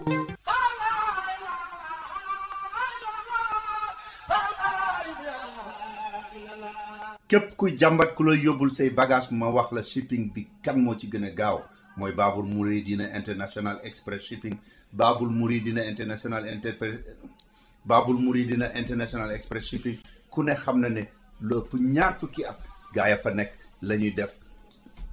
shipping kenn mënu cee yem ak ñoom expérience ñi ngi nekk ci 1214 Broadway number 212 man nga leen a woo ci seen numéro téléphone bagage yoo mën a am ak fu mu mën a jëm ci Afrique moo xam da nga jënd salon bu bees moo xam da nga am valise booy yónnee moo xam da nga am oto booy yónnee lu mu manti doon yóbbu ko Babul Mouridina International Express Shipping boo ci bëggee xam lu gën a leer rek li ngay def woo leen ci 646 861 2814 yéen ñëpp miin ngeen Modou Fall ak Moustapha Diop ci lu jëm ci yónnee bagage yemuñu ca kenn te ña nga fi ba ko kenn tàmbaleegul woon wool Modou Fall ci 646 296 2453 wala nga woo Moustapha Diop ci 646 696 5987 bu dee ca Ndakaaru la yomb naa dem jëli sa bagage sa famille dañuy dem rek fi nga xam ne mooy Sodida ci zone industrielle bi wala ñu woo El Hadj Sarr ca Dakar 77 644 1544 wala ci 77 626 1366. boo bëggee déglu Papa Ndaw da nga ko mën a déglu ci seneplus.com. boo nekkee ci New York City di fi dawal taxi et limousine rawatina yéen ñi nga xam ne yéen a nekk ci Uber ak Lyft déglu leen bu baax xabaar bu neex bi nga xam ne Lixor Motor Company bu nekk ci Long Island City moo leen ko indil mu ne bu fekkee ne da ngay dawal Uber wala Lyft te bëgg moom sa oto bopp ñëwal amul benn xaalis bu ñu lay laaj te da nga gagné lu gën a bari li nga xam ne mooy sa licence su TLC ak yooyu yëpp ak lu jëm ci assurance bi oto bi nga yoroon di ko dawal ñu jël ko ci yow fay la li nga xam ne moom la war a jar te liñ la ci dollil pour nga am sa oto bopp doo ci joxe dërëm dañ la koy lebal loolu yëpp Luxor Motor Company mën na la cee dimbali bu baax a baax bul di louer bu fekkee da ngaa mën a am sa oto bopp jaratu ko boo ci bëggee xam lu gën a leer da ngay woo Yaaya Bari ci 1888 746 0303 1888 746 0303 bu fekkee ne sa crédit score mat na rek 620 dana daal di baax li nekk ci ay taxes ak yeneen fees yi rek yu ñu war a fay loolu dong la ñu la ciy laaj kon nag bu fekkee ne da nga cee bëgg a xam lu gën a leer woowal Yaaya Bari bu Luxor Motor Company ci 1888 746 0303 1888 746 0303. jërëjëf mbokki déglukat yi jërëjëf Papa Ndaw waaye jërëjëf itam sëñ Fallou Dieng mi nekk ci machine bi Pape dellu si waat nañu dañuy dem ci procès Mamadou Diop maanaam àtte Mamadou Diop moom nga xam ne moom lañ jiiñoon ñaari alkaati yooyu dafa mel ni yëngaloon nañ ko ci fan yii ñu génn rek Pape lu ca xew. waaw xam nga Mamadou Diop ni nga ko waxee Ousmane mooy étudiant boobu nga xam ne ni mi ngi faatu woon ci place de l'Obélisque ginnaaw bu ñu ne dragon police bi moo ko fiir ci bi ñuy waajal wote yi nga xam ne ni moo amoon ci atum 2012 dañ ci teg tuumaaloon nag ñaari alkaati ba tax ñu doon def atte bi bii moo nekkoon ñetteelu yoon mais liñ ci mën a jàpp rek Ousmane mooy atte bi dañu ko dàqaat ndax xam nga dañu ne ñaari alkaati yooyu nga xam ne kenn ki mi ñu ngi koy wax Tafsir Ousmane Thiam keneen ki ñu koy wax Wagan Souaré ñoom ñaari alkaati yooyu lañ ci joxoñ baaraamu tuuma mais mbir mi bi ñuy ñëwee war a atte affaire bi dafa fekk ne benn alkaati bi ñuy wax Wagan Souaré moom nekkuloon sax ci réew mi parce que dafa dem mission Mali bokk ci alkaati yi nga xam ne ni dañu dem Mali mission ci cadre Nations Unies alors loolu moo tax nag procureur ne atte bi il faut que ñu dàq ko ndax ñaareelu alkaati bi nga xam ne nii moom la ñu tuumaal mën a ñëw teewee li nga xam ne bi moom moo di atte bi alors président tribunal bi tamit dal di koy nongul loolu kon ñu dàq atte bi ba weeru août wi ñu dëgmal mais fi mu toll nii tembe Ousmane moo xam mbokki Mamadou Diop moomu la moo xam papaam la wala frère am wala avocat yi nga xam ne bii ñoom ñoo koy layal wala moo xam droit de l'homme yi comme waa Amnesty International wala yooyu ñoom ñëpp fi mu nekk nii Ousmane dañoo mer ba fut parce que dañu jàpp rek ne dafa mel ni nguur gi daf leen di kall-kalle wala daf leen di fonto wala nguur gi buggul ñu lijjanti mbir mi buggul affaire yi leer am na ci ñoo xam ne ni dañ dem bay wax sax naan nguur gi dafa mel ni dafa bëgg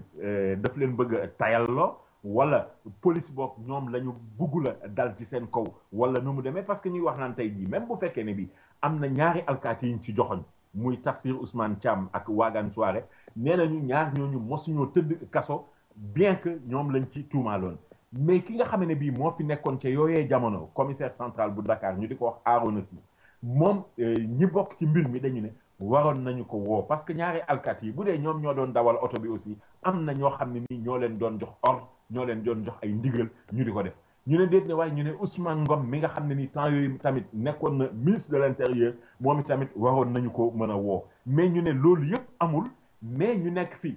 joxoon ñaari alkaati yi kenn mun leen atte saa yi buñ ñëwee ñu renvoyé ba bii yoon encore koo xam ne nii dañ ko war a atte mu nekk ci ay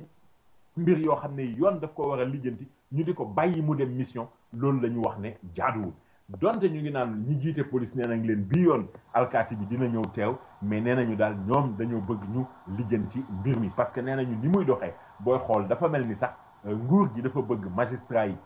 tay ci mbir mi wala boog ñoom ñu sonn ci mbir mi parce que mbokki Mamadou Diop ñu ngi wax naan am na sax ñuy ñëw ci ñoom di leen wax naan nañu nangu ndàmpaay loo xam ne nii war nañ leen koo jox mais ñoom li ñu wax te moom la ñu bëgg nee nañu dañoo bëgg mbir mi jaar ci yoon tege ci yoon ñu situer responsabilité yi bu ko defee ñu xam yëf yi nan la demee ndax Mamadou Diop moom tamit ay yaxam mën a tàlli fi mu nekk nii nag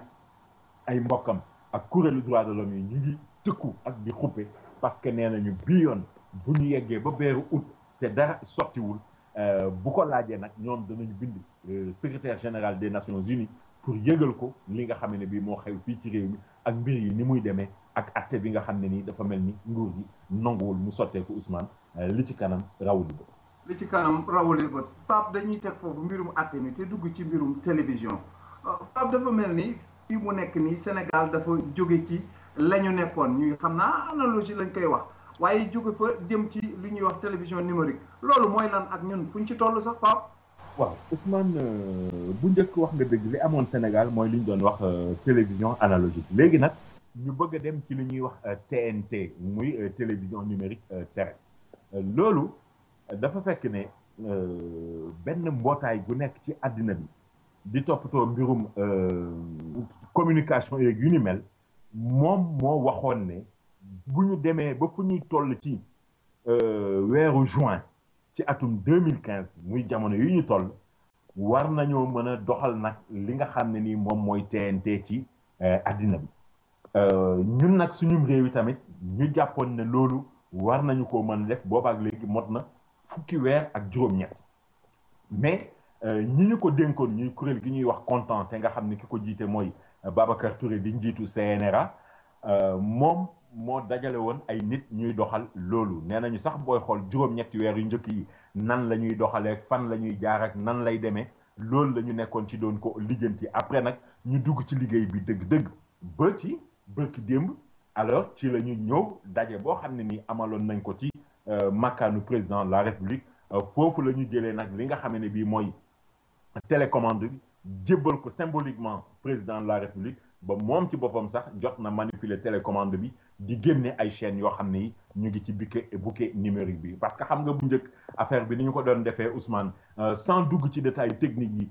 ci wàllu émetteurs yi la woon ak centre émetteurs yi ak affaire yooyu mais léegi dafay jaar ci yeneen xeeti ñàll yoo xam ne nii loolu moo gën a dëppoo ak jamono moom moo gën a dëppoo ak xaral booy xool réew yi demee ni ki France ñoom pour ñu doxal loolu dem nañ ci lu toll ci ñaari at mu soog a mën a daj réew ma yëpp parce que dañu doon def région par région département par département ñun fii ci suñu réew yegsi nañu ci mais tey jii booy xool du diiwaan yëpp ñoo ci mën a jot rek parce que fu demee ni ki Dakar la Thiès Diourbel Kaolack ñoom fi mu nekk nii dugg nañu ci fi nga xamee ne bii moo di Ziguinchor fii ak njeexitu ay bés bii ñu nekk ci la ñu ciy dugg yeneen diiwaan yi ci des ñoom di ci dem progressivement jàpp nañu ne rek xëy na fii ak juróom benn weer jàpp juróom-ñetti weer réew mi yëpp dana mën a daj bu boobaa nag léegi Ousmane ñi nga xam ne bii ñoom ñoo yore télévision yi il faut que ñu am décodeur TNT boo xam ne nii dañu koy branché ci télévision bi pour joor a mën a am nag li nga xam ne nii moom mooy image yi li muy indi rek mooy image yi dafay gën a leer son bi dafay gën a leer liggéey bi nag ñu ngi ko dénkoon Excaf di kër googu nga xam ne nii rahmatullah alayhi Ben Bass Diagne moom moo ko taxawaloon nguur gi war cee dugal lu toll ci fanweeri milliards kon ak juróom-ñeent ci suñu xaalis gars yi tamit jot nañ leen a jox ñaari fréquence yoo xam ne yi danañu ko jëfandikoo te itamit dégg nañu Ousmane président Macky Sall muy wax naan ñëpp ñi nga xam ne bi joxoon nañ leen fréquence su télé te boobaak léegi jotuñu ko woon a doxal de fréquence yi danañu ko nanguwaat parce que il faut que ñu auditer ko xool nan lañ leen joxe woon fréquence yi ak nan la demee woon maanaam li ñu bëgg a wax guddi gàtt daal mooy télé bi war naa mën a gën a jaar yoon tey tamit président mi ngi ciy yokk naan suñu demee ba toll ci fi ñuy waxee nag dañuy doxal TNT ñi yore télé yi borom télé yi ak ñiy doxal programme yi war nañoo góorgóorlu nag ba mën a won nit ñi loo xam ne ni dana dëppoo ak suñu aada dana dëppoo ak suñu sosaan dana dëppoo ak valeurs yi nga xam ne nii moom mooy dox ci réew mi wute nag ak li nga xam ne nii moom la ñuy wane yenn saa yi ci télé yi mooy loo xam ne nii baaxul jekkul li ko tax a jóg booy xool waxee ko nii mbaa waxee ko ne du lenn bu dul yàq gone yi Ousmane loolu jàpp nañu ne xëy na kon saafara dana ci war a mën. waaw kon xam naa saafara dina am ci loolu bu ñu jógee ci loolu rek xam naa bu nu ñuy dugg rek ci mbirum politique mi nga xam ne moo xew fii ci réew mi bariwul waaye ku mel ni Mamadou Diagne Fada dafa mel ni dafa amoon ay mbir yoo xam ne yii da ko doon wax ci digganteem ak PDS ba sax ñu woowul woon ko mook ñi mu àndaloon te xew. waaw xam nga Mamadou Diagne Fada ak ñi mu àndal te ñu tuddee leen frondeur dañu waxoon ne dañu leen convoqué conseil de discipline bu parti démocratique sénégalais conseil de discipline di kuréel googu nga xam ne ni Abdoulaye Faye moom moo ko jiite ginnaaw boo xam ne bii daal dañ leen tuumaaloon ne Macky Sall daf leen a ger wala dafa am ci ñoom ñoo xam ne ni dañu leen a ger pour ñu yàq parti bi alors ñu waroon nag teew ci kanamu conseil de discipline bi ndax conseil de discipline daf leen yónnee woon ay convocation benn mais convocation yooyu la ñu wax ne dal nañu koy tegandi ci suuf maanaam woo ba ñu leen doon woo pour enquête leen wala atte leen wala pour xool ndax ñoom ñoo def wala defuñu te mu mën leen a jural ñu sanctionné leen wala ñu suspendre leen ba ñu dàq leen ci parti bi loolu la ñu ne dañu koo jël teg ci suuf nekk bu naqadi kenn dootu ko wax wala boo fii ak yeneen i jamono tax nag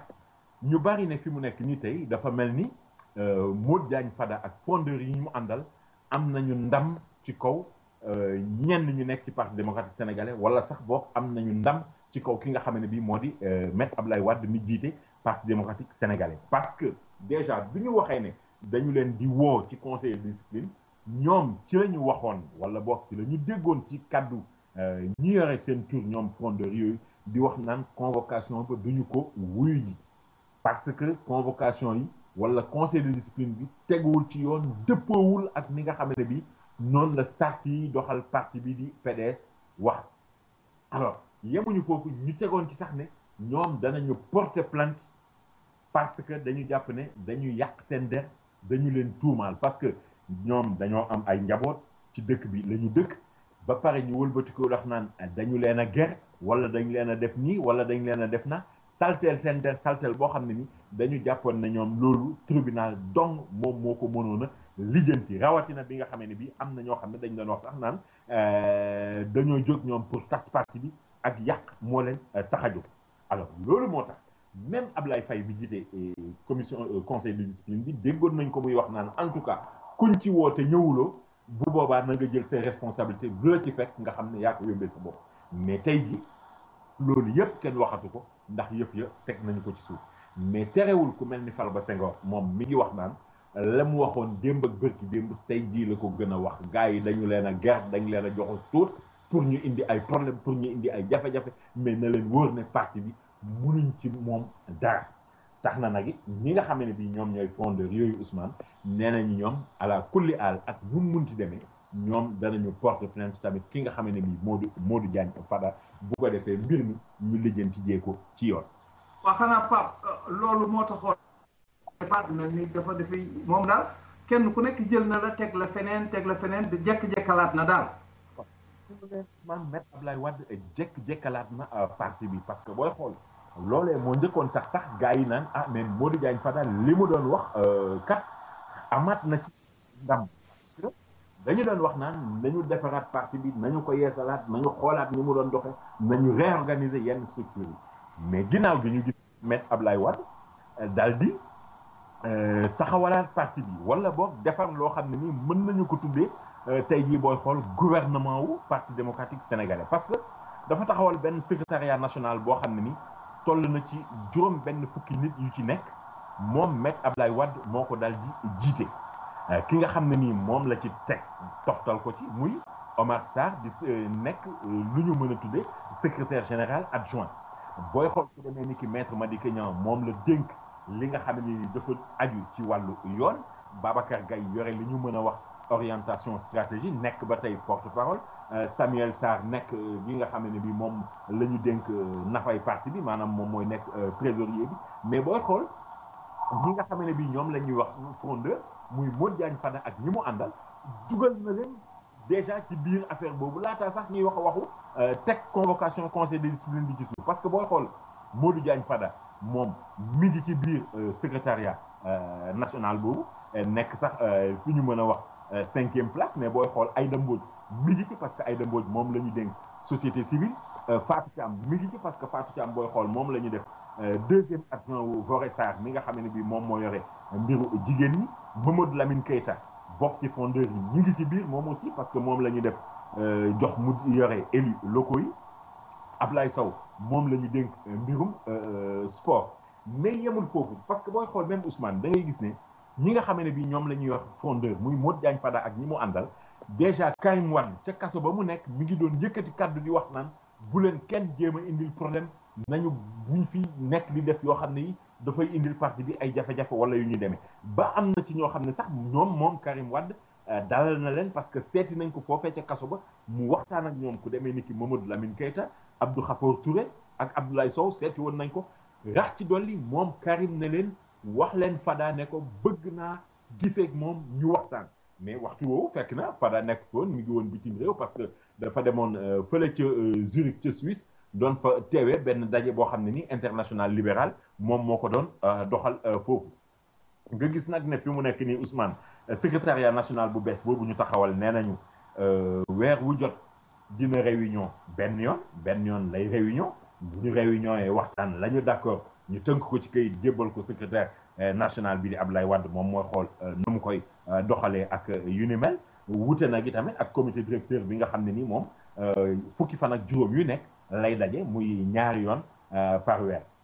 fi mu nekk nii même Karim Wade mi nga xam ne tamit Ousmane moo nekk ci kaso bi mi ngi ci secrétariat national boobu ndax moom la ñu dénk li nga xam ne bii moo di mbirum infrastructure maître Amadou Sall mi nga xam ne nii bokk na ci ñi doon layal Karim Wade te ñu tegoon ko loxo moom itamit mi ngi ci biir secrétariat national boobu parce que mbirum communication ak organisation moom la ñu ko dégg nga gis ne rek kon tey jii PDS dafa taxawal benn kuréel goo xam ne ni mën nañu ko tuddee gouvernement PDS xëy na ñoom ñooy nasak di nocci ak di xool ni ñuy doxalee en attendant ñu yegg ci li nga xam ne bi moom mooy defaraat parti bi mais loolu moom dañu jàpp ne ginnaaw élection présidentielle yi lay doon moo xam 2017 lay doon wala ginnaaw 2017 te itamit fii ak ñuy yegg ci élection présidentielle maître Abdoulaye Wade mooy ki nga xam ne ni moom mooy nekk secrétaire général national moom mooy doon njiitu parti bi Ousmane loolu moom nee nañu duñ ci dellu ginnaaw te itamit Karim Wade mooy candidat parti bi. ah Pape loolu day dana doy waar fi mu nekk nii xam naa neexul a gëm cim xel de waaye lu nekk mën a xew ci àdduna ndax itam maître Amadou Sall moomu nga doon tudd léegi ca ne bokk na ci gouvernement boobu dafa mel ni moom itam am na liberté provisoire de. waaw maître Amadou Sall Ousmane am na bàyyi nëgëdiku ndax nag dafa toll woon ci ñu war ko atte mais ci biir atte ba la avocat yi nga xam ne bii ñoom ñoo ko doon layal dal di ñaan ñu bàyyi ko bàyyi nëgëdiku ndax boobaak léegi mot na ñetti weer mi ngi ci kaso bi ñu téye alors bi avocat yi ñaanee bàyyi nëgëdiku procureur ñu di ko xool ba xam lan lay wax parce que bu ne woon déet ànduma ci yëf ya du sotti mais bi yoon procureur dafa ne waa bisimilah kon baax na alors président dal di ne kon nañu ko bàyyi nëgëndiku muy c'est-à-dire ki nga xam ne ni moom moo doon jiite woon tribunal bi atte muy juge Demba Kandji tax ñu daal di bàyyi maître Amadou Sall bàyyi nëgëndiku mais nag dana wuyu si waat ci ndeeteelu weer wi ñu nekk fanweeri fan ci weeru juin ci la ñuy daal di def atte bi Ousmane nee nañu nag boo gisee bi yoon maître Amadou Sall génn kaso bi dafa fekk ne dañu koo tinul parce que dañu ne bâtonnier de l'ordre des avocats muy maître Amad Ba moom la ñu wax ne moo bind bataaxal président Macky Sall doon daal tinu ak di jéggalu parce que nag di ñaan njekk di wane ne daal maître Amadou Sall wax dëgg yàlla yàgg na ci kaso bi te tamit war nañu koo mën a may sax nag donte bàyyi nëgëndiku la wala yu ni mel ah bi nga xamee ne bii président Macky Sall jot na bataaxal ba mu ne bon amul problème moom gisu ci ngaañ donc pour ñu bàyyi ko bàyyi nëgëndiku loolu moom du ko bañ alors comme président moo yilif ministre de la justice te ministre de la justice ñaaree dañu wax ne moom mooy jox ndigal ki nga xamante ni mooy procureur moo tax bi yoon ba ñu ne ay avocat maître Amadou Sall neen dañuy ñaan bàyyi mu nëgandiku ñu ne procureur mu ne noonu grawul baax ñu ne dafa fekk ne booba président Macky Sall nangu woon na jéggal waa ji wala boog en tout cas gisuloon ngaañ ci bàyyi mu nëgandiku bi tax procureur ne moom tamit kon gisu ci ngaañ loolu moo tax kon fi mu nekk ni maître Amadou Sall moom mën naa umee këram di fa woo rek di fa ndogoo Ousmane. kon de mën naa dem këram di fay ndogoo am na itam ci mbirum politique bi maanaam ki ñuy wax Khalifa Sall Pape moom xam nga boo ba léegi mu ngi yëkkati maanaam xaalis 20 milliards yooyu ñu doon wax naan daf koy lebaat du ko leb nguur geeg yooyu ba léegi bàyyiwu ko de tegu ko ci suuf Pape lu xew ci loolu. non ba léegi tegu ko ci suuf Ousmane parce que moom Khalifa Sall li mu jàpp mooy ñaar fukki milliards yooyu nga xam ne nii mairie Dakar daf ko bëggoon leb te bu ko lebee lim ci jublu woon mooy defaraat Dakar def ki yoo xam ne yi dana tax dëkk bi gën a jëm kanam parce que dafa jàpp ne Dakar ci dëkk yi gën a mag ci àddina bi la bokk kon war nañu ko mën a defar alors loolu ñu gàntal ko parce que ministre des finances moo ci teg tànk parce que dañu jàpp ne jaarul yoon mais Khalifa Sall li mu jàpp moom maire Dakar te bi yoon ma ngi ko waxee sax ca Canada ci ndaje moo xam ne bii ñu ngi ko fa doon amal ci la waxee ne moom li mu jàpp mooy ba léegi li tax ñu bañal ko mu lebi xaalis boobu décision politique la du leneen parce que rawatina nee na bi nga xam ne bii USAID di kuréel goo xam ne ni dafa banqoosa ci États-Unis ñoom d'accord nañu pour garantir ko genn wàllu bor bi maanaam ñaar fukki milliards yi ñoom d'accord nañu pour gàddu fukki milliards yi alors genn wàll gi ci desoon muy fukki milliards yi ñoom ville bu Dakar ñu jëloon benn compte séquestre boo xam ne ni jàppoon nañ ne xaalis ba fa la ñuy nekk ak itamit benn fonds de réserve boo xam ne nii dañu ko fa doon def pour bu ci jafe-jafe waree mën a am fonds boobu mun ko joyanti alors ñu ne nag kon rawatina bi nga xam ne bii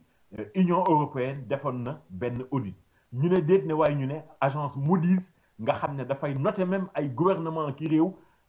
gëstu woon na mbir moomu ba gis ne waroon na mën a dem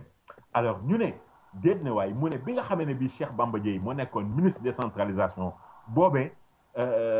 joxe woon na avis de non objection mooy maanaam affaire bi mën naa dem ñu ne déet ne waaye ñu ne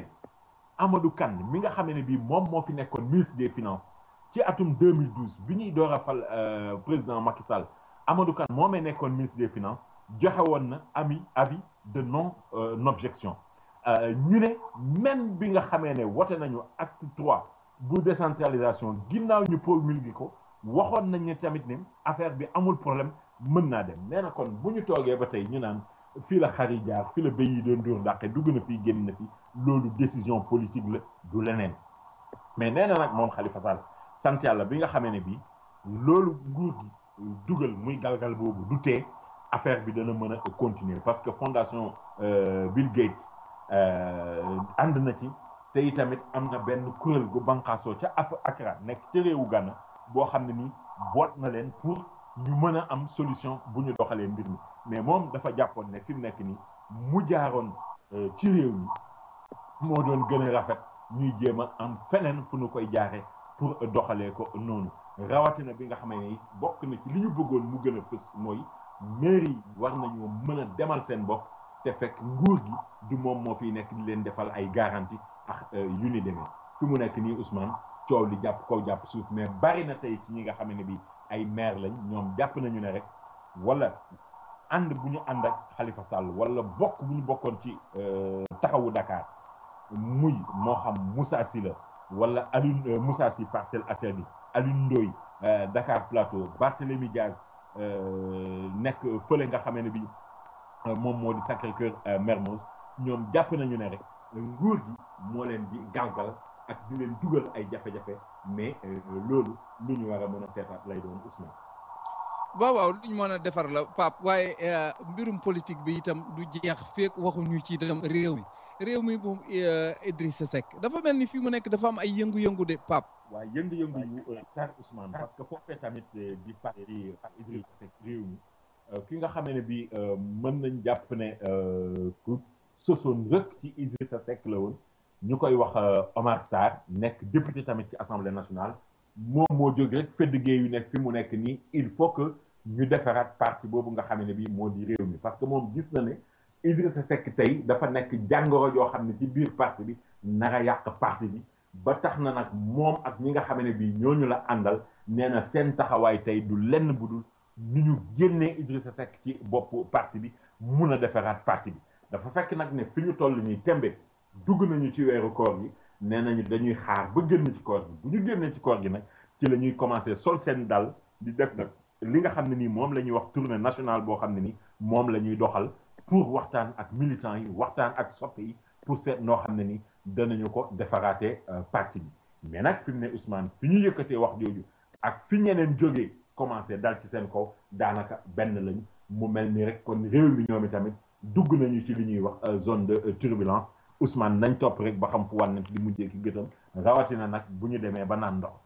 ah balaa loolu nag Pape xam nga nooy def da nga nuy may rek ñu dem yëgle ji ay ajar te dellu si waat ci yow ñu wéyal loolu. demante ni.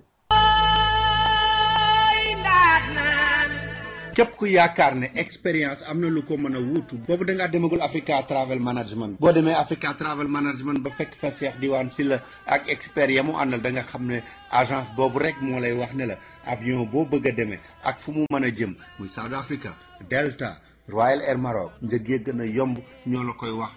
la avion bi ngay demee Africa Travel Management mi ngi nekk fii ci New York 515 Madison Avenue ca 9th floor ba ci corner 53rd Street bu dee ca Sénégal ma nga nekk ca West Foire ci VDN bi immeuble numéro 147 ca premier étage ba ci Dakar Yoff bu la neexee mën ngaa woote fii ci New York 212 481 3850 wala ca Ndakaaru 221 33 820 6042 wala sax li gën a yomb mën ngaa dugg ci seen website www.myafricatravelonline.com.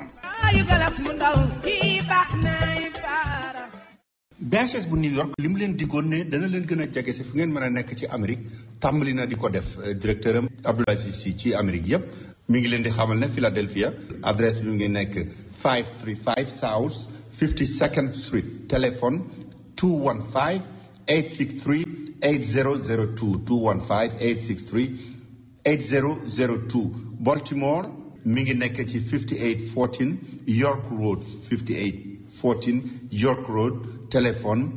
410 387 2276 410 387 2276 Montréal itam adresse bi mi ngi nekk ci 95 Jean Talon Est 95 Jean Talon Est téléphone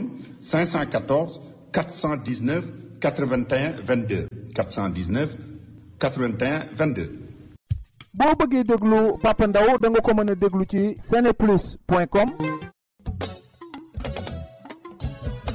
American Language Center mi nga xam ne moo leen di jàngal anglais moo leen di xamal ne ku nekk ci réew boo bëggee sa dëkk neex fa da nga war a wax làkk wa ñu fay wax moo tax mu ne leen bu ngeen bëggee jàng anglais ñëw leen seet si ko mi ngi ci locom yu bees yi 229 West 36th Street ci third floor bi ci diggante 7th ak 8th Avenue jege lool Penn Station fanweeri at ak juróom a ngi nii ñuy jàng anglais te jàngalekat yi gën a aay ci dëkk bi ñoom la ñu fa dajalee bu fekkee ne da ngay door a tàmbali wala nga bëgg a bënnal sam njàng itam foofa nga war a dem te la ngay fay tuuti na lool moo gën a yombale ci dëkk bi yéen ñi dëkk Queens itam dem leen ci Jackson Heights ci 75-01 Broadway bu ngeen demee fekk fa American Language Center bu ngeen ci bëggee xam lu gën a leer woote leen ci 1-800 English 1-800 364 5474 1-800 364 5474 bu ngeen wootee laajte André.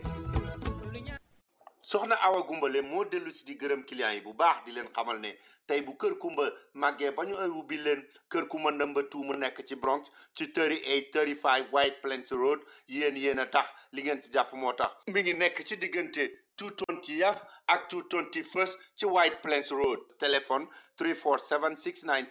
347-697-7649 ñu di leen xamal ne spécial yi am ci kër kumba number 1 bi nekk ci Harlem moom ngeen di fekk foofa itam ci Bronx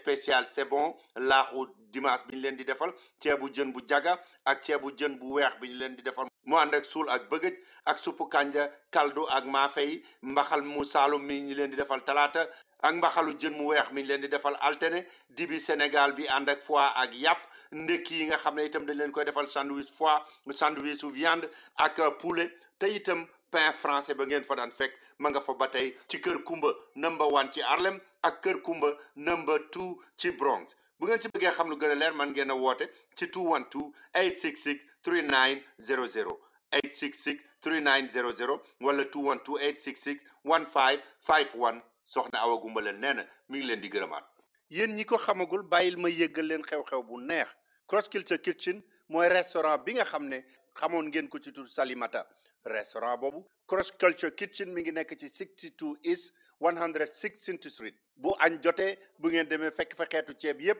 ceebu yàpp ceebu jën yaasa maafe ginaar cassava light tomato soup loolu yépp bu ngeen demee da ngeen ko fekk ci añ fekkaat fa yeneen yu gën a tee bari bu reer bi jotee rice soup foño couscous dibi méchoui attiéké grilled lamb chop brochette fried fish pentade shawarma neem fataya ak yeneen yu bari lool bu 5 heures jotee rek bu ngeen bëggee reer man ngeen a dem ci Cross Cultural Kitchen mi ngi nekk 62 East 116th Street téléphone 212 860 3900 free delivery la bu fekkee jënd nga lu mat $10. jërëjëf mbokki déglukat yi jërëjëf Papa Ndao mbokki déglukat yi ba léegi ñu ngi leen di fàttali ni yéen a ngi déglu African Time ci rajo WP80 930 AM ci New York ngeen di déglu xabaar yi ci ak yaatal ak Papa Ndao Pape jërëjëf dellu siwaat nañu léegi dañuy wéyal ci mbirum lii nga xam ne moom la ñu dégg ni dafa xew fële ci Italie mel ni ay sénégalais yu fa demoon dañoo duggoon ci mbirum mafia ba waa Italie daal teg leen loxo lu xew Pape. waaw Ousmane loo ci mën a dégg de mooy ay doomu réew Sénégal bokk nañ ci ñoo xam ne it dañoo génnoon fii ci réew mi ne ñu ngay dàqi wërsëg waaye ba ñu demee Italie nag ne dañ fay dàq wërsëg dañoo mujj bàyyi jaay ay objet d'art ak ay yu ni demee bëgg a dugg ci li nga xam ne bii moo di njaayum drogue mu nekk nag ci diiwaan bu ñuy wax Pescara foofee la ñu doon defee yu ni mel alors fi mu nekk ni nag bi nga xamee ne bii justice italienne bi jóg na ci mbir mi ñu ngi ko déparé rek ci benn opération bu ñu tuddee woon opération Aristote 2013 ndax dafa am bés ñu jàpp lu toll ci 3 grammes ci wàllu héroïne ci la gars yi commencé enquête nag Ousmane enquête bi ba ko gars yi commencé booba ak léegi toll na ci ñaari at di topp gars yi rek dem ba ci ay écoute téléphonique di déglu seen ay waxtaan yu ñuy def ci seen téléphone seen diggante ñoom ak ñeneen mais comme lenn ci waxtaan yi wolof la ñu ko doon defee gis nga police ba foofee ca Italie ak enquêteurs yi dañu demoon ba mujj écoute yi bu ñu ko defee dañu koy jox ñoo xam ne nii ñoom ñoo leen di tekkil la gaa ya doon wax ci wolof ñoom ñoo leen koy tekkil ci italien bu ko defee ñu mën di ko comprendre bi ñu toppee yëf yi topp yëf yi ba yegg si nag ci yëf yi ñor na war naa sotti ci la ñu jël ci fajar gi rek ay alkaati yu takku ànd ak ay hélicoptère ak ay xaj ak ay yu ni mel ay caméra infrarouge ak loolu yëpp dal di song nag bërëb bi nga xam ne bi mooy koñ bi gaa ya dëkkoon loolu ñu ngi ko amal ci àllarba ji ci fajar gi alors ba nga xamee ne bii def nañ ko nag jot nañu fa jàpp lu toll ci 3 kilos ak genn wala 3 kilos ak 100 grammes kon ci héroïne jàpp nañu fa 180 grammes ci cocaïne jot nañu fa jël lu toll ci 20 000 euros ci xaalis jot nañ fa jàpp tamit ñi nga xam ne bii nee nañu daal ñoo jiite mbir yi kenn ka ab sénégalais la ñu ngi koy wax Abdou Mbaye keneen ki nee nañu benn naar la boo xam ne nii moom itamit ci réewi naar yi la fekk baax mais nee nañu tamit dafa am koo xam ne nii ab sëriñ la te dañu ne bokk na ci mbir yi parce que nee nañu sax sëriñ boobu moo leen daan wax bés yi nga xam ne bii garaaw na waruñoo génn wala waruñoo jaay wala waruñoo defi mbir ak itamit bés yi nga xam ne bii mën nañoo dem doxal li ñuy doxal te dara du leen ci fekk sëriñ bi nag waxuñu ban sëriñ la waxuñu tamit ay la yowén fan la dëkk mais daal nee nañu ab sëriñ la boo xam ne ni moo leen daan xelal ak di leen jox ay conseil ci yenn wàll yi loo ci mën a dégg rek Ousmane mooy fi mu nekk nii teg nañu leen loxo fi mu nekk nii léegi ñoom ak yoon wala yoon mooy lijjanti seeni mbir ba xam lan lay teg ci seen ko Pape loolu de doy na waar waaye xam naa ni gënut a doy waar lii nga xam ne nar nga ko wax muy ci mbirum trafic gu passeport dafa mel ni itam fii ci réew mi am na ci ñoo xam ne ñu ngi lëjal ay passeport di koy jalgati de Pape. mais te sax Ousmane du passeport ordinaire mais ay passeport diplomatique ci la ñu doon def ab trafic parce que xam nga passeport diplomatique boo gisee ñenn ñi di ko bëgg mooy bari na réew yoo xam ne tey boo fa bëggee dem boo yoree passeport diplomatique kenn du la laaj visa da ngay jënd billet rek waaxu ba aéroport daal di jàll dugg ci avion bi daal di toog mu dem ak yow alors loolu moo tax ñenn ñi bëgg passeport diplomatique ba mu jaral leen lu nekk trafic bii nag nga xam ne nii ñu ngi ko doon def waa DIC jot nañu cee teg loxo lu toll ci fukki nit ak ñeent ñoo xam ne ni jébbal nañ leen procureur ñu war a jàkkaarloo ak juge d'instruction bu 6e cabinet pour mu def enquête bi xam mbir mi nan la demee woon dëgg-dëgg am na yeneen juróom-ñeenti nit ñoo xam ne teg nañu leen loxo ca Maroc jëm ci mbiru trafic bu passeport boobu ñooñu war nañu leen delloo si Sénégal ñoom i tamit ñu xool mbir mi nag boo gisee ñu ne dafa xaw a doy waar parce que ñu ngi naan est-ce que kii defar passeport yi takk na ci wala déet muy fabricant bi nga xamee ni bi ci réewu Malaisie la nekk di defaral Sénégal passeport yi di ko indi fii ci réew mi ñu ngi wax tamit naan am na benn sëriñ boo xam ne ni ñu ngi ko ciy tudd mais nag loolu yëpp tamit Ousmane nañ topp ba xam rek rawatina boo xamee ne passeport yi nee nañu ñu ngi ko doon jaayee benn bu nekk diggante jàpp ñeenti millions moom lañ ko doon wecceekoo ci marché bi. waaw Pape xam nga trafic yooyu itam doy na waar waaye xam naa lii ma lay bëgg a laaj de moom Pape dafa mel ni moom itam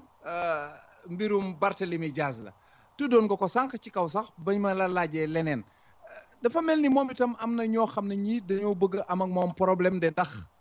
dafa war dalee loo xam ne lii kenn xamul lu mu doon Pape. waaw Barthélemy Diaz moom dafa am ñu ko porté plainte te ñi ko porté plainte benn kuréel la boo xam ne ni ñoom mànkoo ci loolu ndax dañ jàpp ne Barthélemy Diaz dafa yàq seen ay panneaux publicitaires yoo xam ne dafa nekk ci diwaan ba nga xam ne ni moom mooy maire bi ci loolu Barthélemy Diaz temps yële ñu génn waxoon nañ ko ci benn émission daaw ne woon na leen app boo xam ne nii bu jotee dana ko def panneau publicitaire yooyu nag mu yàq ñi ko moom ñoo wëlbatiku dal ci kawam bind plainte jébbal procureur ne dafa yàq seeni bagages yemuñu ci yàq bagages yi jàmbur mais dañ ci yokk sax ak càcc parce que dañu wax ne ki nga xam ne nii moo jiite ñi doon dajji panneau publicitaire yi kooku garde corps Barthélemy Diaz la te panneau yi ba ñu ko dajjee ba pare yi tamit bàyyiwuñu ko fa joxuñ ko seeni borom mais dañu ko yóbbu boobu nag la gars yi ñoom i tamit tuddee ak càcc te ñi nga xam ne bii ñoom ñoo ànd manko di plainte Barthélemy Diaz am na ci kenn ku ci bokk koo xam ne nii moom militant socialiste la ci parti socialiste la bokk mais nag affaire bi du affaire politique affaire ñu am seen yëf def ko la ñu yàqal leen ko ñu jàpp ne li ñu leen def jaaduwul tax ñu porter plainte léegi nag ñu ngi xaar parce que ñu ngi wax naan procureur jébbal na dossier bi sûreté urbaine bu Dakar ñoom ñu war a def enquête bi pour ñu mën a xam dëgg-dëgg mbir mi nan la demee kon Ousmane danañu ko topp rek ba fileeki fan ñu dellu siwaat ci yaatal. Pape yaa ngi doon topp lii itam mbirum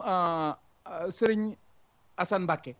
yaa ngi ko doon topp booba ak léegi dafa mel ni tey jii itam wala démb jàkkaarloo woon na ak attekat bi lu ca mujj Pape. waaw am na avancé Ousmane parce que Serigne Assane Mbacké jàkkaarloo na ak juge d'instruction bi nga xam ne bi moom moo nekk ci tribunalu Njaareem mu doon ko defal li ñuy wax ci wàllu procédure audition au fond ndax comme dañu ko kalaame boo xam ne ni dañ ci ubbi information judiciaire donc dossier bi il fallait normalement que juge d'instruction bi dégg ko ay nopp def enquête def audition au fond maanaam ci la ñu koy laaj mbir mi nan la demee laaj ko ci mu wax lam ci xam ak yu ni mel fi mu nekk nii nag kon tey jii ginnaaw audition au fond boobu nga xam ne ni juge d'instruction bi def na ko ginnaaw loolu bu ñu tollee ci wàllu procédure ba tey ki nga xamee ne bii moo di Moustapha Cissé Lo ñu yàqal ko ay bagages am moom itamit juge bi dana ko dékki nopp mais nag comme audition au fond bi am na moom ay avocats yi Serigne Assane Mbacké dañuy daal di am ñoom itamit pour mën a dugal li nga xamee ne bii moo di bàyyib nëgandiku parce que procédure bu ñu dem tant que juge bi déggul waa ji au fond deful li ñuy wax audition au fond demande de mise en liberté provisoire du mën a am na ñoo xam ne ni nag ñu ngi am yaakaar naan daal du ñàkk mbir mi ndox mu sedd war na cee mën a sotteeku loolu tamit Ousmane lu ñuy topp lay doon rek ba xam. toppal loolu waaye itam am na leneen looloo xam ne lii moom jar naa topp mooy fële ca njaareem dafa mel ni ay gone yu góor ak i gone yu jigéen dañ faa dajaloo woon doon xaxaloo di fay fecc mu doy waar ba ñu jàppoon leen yóbbu Pape nu mu mujje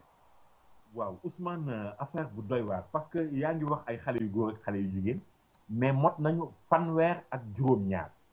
ñaar fukki xale yu jigéen ak juróom-benn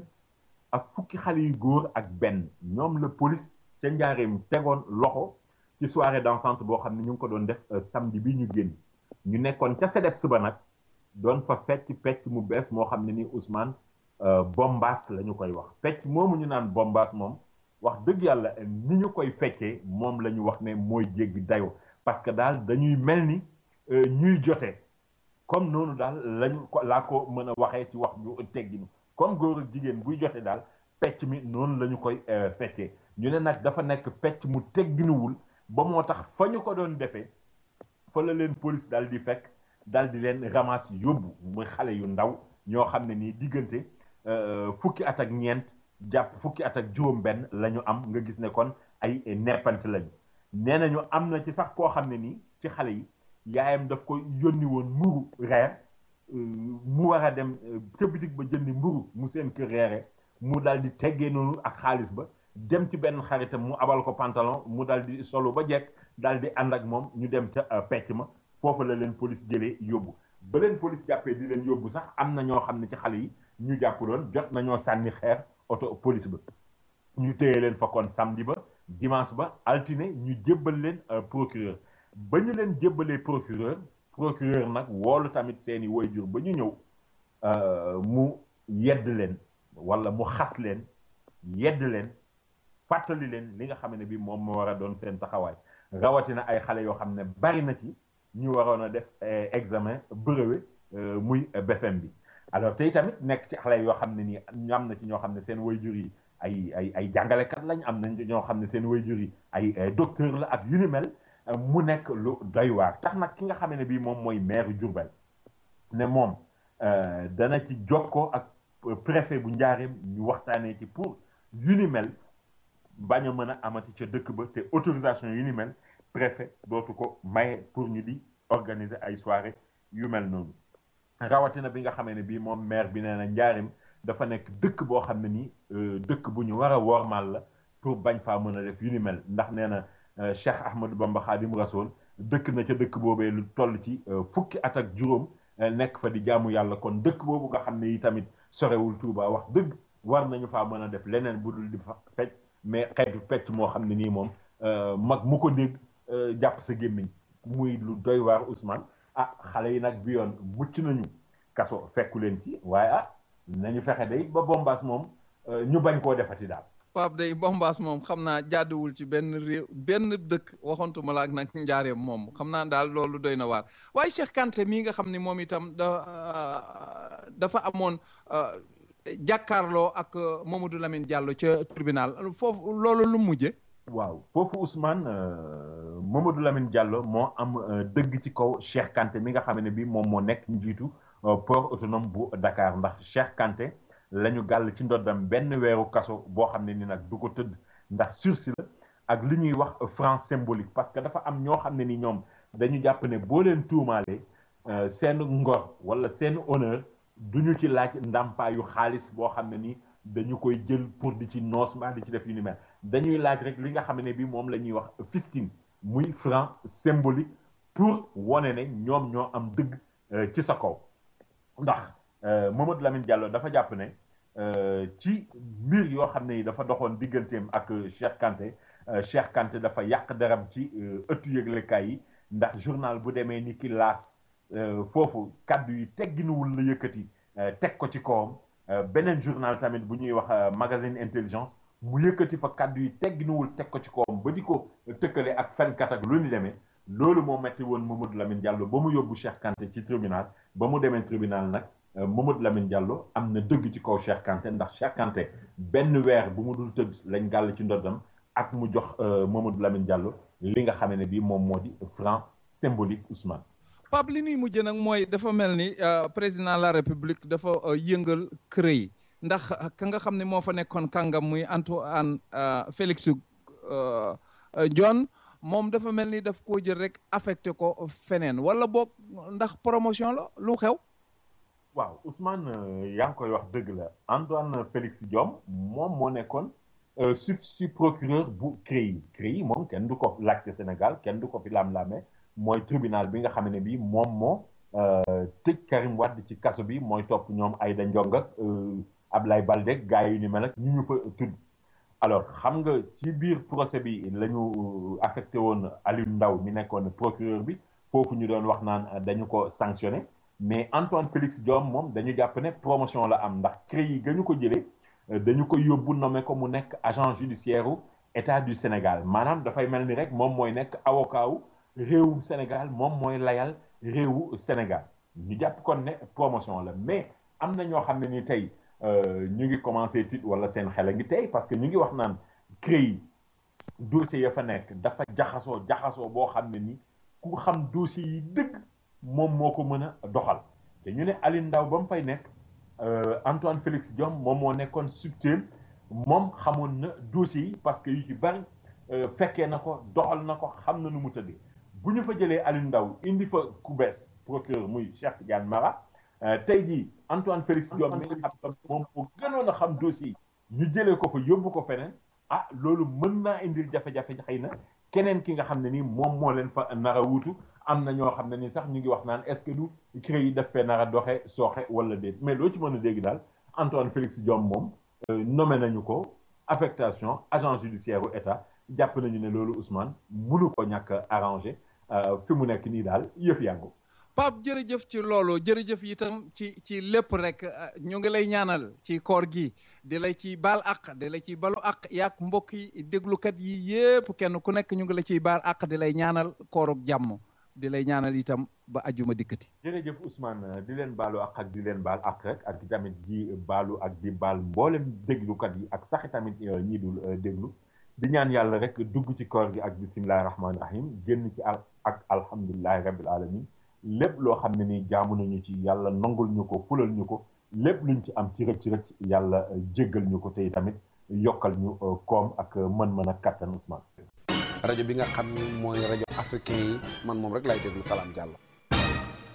boo amee sa kër te bañ a xuloog maçon da ngay contacter Sila Bois TP ndax boo amee sa terrain daañu ko vérifier domaine ba mu wër ñu seetal la architecte bu man mu defal la plan bu baax a baax ñu ne la 20% rek nga ñuy jox ñu daal di tàmbali defal le devis boo xam ne dafay leer bu ñu defee gros œuvre yi ne la sa 20% fu mu jeexee léegi nga joxewaat ñeneen ñi ñu ngi laaj 30 ba 35% moo tax ñoom ñu gën a yombale lool ndax la ñu jëndee ciment ba la ñu jëndee fer ba ak la ñu jëndee bois ak la cay dem lépp comme ñoom en gros lañ koy jënd boo ko jëndalee sa bopp mooy gën a cher fopp kon nag Sila Bois TP nee nañ bu ngeen bëggee tabax seen kër ñëw leen seet si leen bu leen ci xuloog ay maçon joxe leen ngeen déggoo ci plan bi nga toog xool ba mu mat ba ca porte ya ba ca finition ya ñoom ñoo la koy meubleel sax boo bëggee te nag waxuñu ne rek buñ ko tàmbaliwul duñ ko yeggale bu fekkee ne sax da ngaa tàmbali woon ba noppi la nga doon def neexu la wala ka la doon liggéeyal deful la nga ko laajoon demal ci Sila Bois TP ñu taxawu la yeggale ko ba mu mat sëkk ñu meubleel la jox la say caabi nga daal di daagu dugg Sila Bois TP bu ngeen leen bëggee contacter ci New York man ngeen a woo Cheikh Abdou Cissé ci Matlabul Fawzeyni ci 212 749 6585 wala ngeen woote ci Ndakaaru Sila Bois TP 33 855 87 75 wala ci cellphone bi 77 638 39 15 wala ngeen dugg seen website www.silabois.com. yéen ñi nga xam ne da ngeen di togg yépp moo xam ngeen yor restaurant moo xam ngeen di togg seen biir kër déglooti leen ma wax leen ne Daaru Salaam Market nee na koor gii da leen ciy defal xéewal yu rëy rëy bu ngeen ñëwee jën yee ña nga fa yàpp wa yeelu nag ak ay ganaar ca jën ya nag moom da ngeen fa fekk sëdd yaax sardine poisson fumé yeneen yi itam da ngeen fa fekk cere caakri araw sanxal diwtiir café Touba ak soow ak yu dul jeex bu ngeen demee Daaru Salaam Màkke da ngeen ko fa fekk bu fekkee itam luy neexal seen xetu kër ngeen bëgg geewe yaa nga fa cuuraay ak yamuy àndal yépp lu jëm ci seen yaram nag moom déodorant ya parfum ak cosmétique na ngeen ko fa doon fekkee bis bu ngeen demee fekk fa yu bees ci lu gën a tee yomb Daaru Salaam Market nee na lépp luy mën a baaxal seen kër dem leen seeti ko mi ngi nekk ci 2890 8th Avenue ci diggante 153 ak 154 jël leen bus number 10 wala train B or D. Téléphone 646 449 8147 646 244 1479. BHS bu New York li mu leen digoon ne dana leen gën a jege si fu ngeen mën a nekk ci Amérique tàmbali na di ko def directeur am Abdoul Aziz Sy ci Amérique yépp mi ngi leen di xamal ne Philadelphia adresse bi ngi nekk 535 South 52nd Street téléphone 215 863 8002 215 863 8002 Baltimore mi ngi nekk ci 5814 York Road 5814 York Road téléphone 410-387-2276 410-387-2276 Montréal itam adresse bi mi ngi nekk ci 95 Jean Talon Est 95 Jean Talon Est téléphone 514 419 81 22 419 81 22. boo bëggee déglu Papa Ndaw da nga ko mën a déglu ci seneplus.com. kon mbokk yi ba léegi yéen a ngi déglu rajo African Time ci WP 89:30 AM ci New York.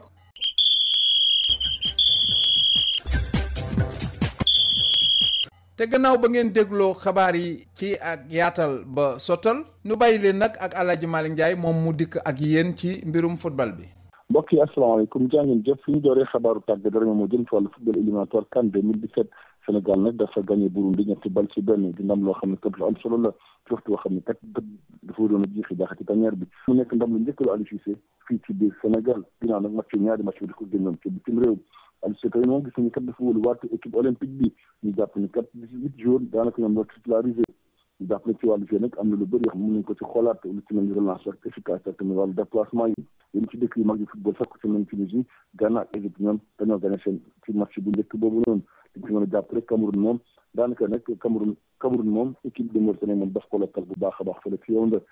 Yaoundé Côte d'Ivoire moom ba léegi amagul entraîneur ñu ngi mandat ne nag kii bi domaine nag moom bëgg na jox ko équipe bi waaye nag li leer ba leer moom ki fi leen coach ci Côte d'Ivoire moom di Hervé Renard jël Coupe d'Afrique ak Côte d'Ivoire atum 2015 moom fi ñu toll ni mu ngi ci moo ñu tàggat ñoom si wàllu Coupe du monde U20 Sénégal ak Mali ñoom ñooy jogante petite finale bi Sénégal nag moom dafa Brésil moo ko éliminé 5-0 Serbie moom tam moo éliminé Mali ñaari bal ci benn ginnaaw prolongation Sénégal nag dafa éliminé Ouzbékistan ci wàllu quart de finale yi mu nekk na guléet benn équipe bu Sénégal ak football ni ci wàllu coupe du monde ci football ndam loo xam ne kat neex na trop ñi nga xam ne ci waa Sénégal yi rawatina nag ki nga xam ne moo nekk njiitu réew mi Macky Sall ci conseil des ministres na ci liggéey ay kaddu daal di rafetlu bu baax a baax taxaw bi nga xam ne gaynde yi taxaw nañ ko fa nga xam ne ci Nouvelle-Zélande waaye nag Sénégal yi bëri tey ji liñ jàpp moom mooy gaynde yi dañoo war a gën a toppatoo rawatina tamit kii di seen entraîneur Joseph Koto nee na kat moom ku ñàkk rek daal di jëriñu ñu wax ci li nga xam ne moo ne championnat pro bi ak tamit douane moom ba léegi rek moom moo jiitu ñaar ak jàmbaar ñoom ñoo nekk nag deuxième bi Pikine ak Port ñoom ci wàllu classement bi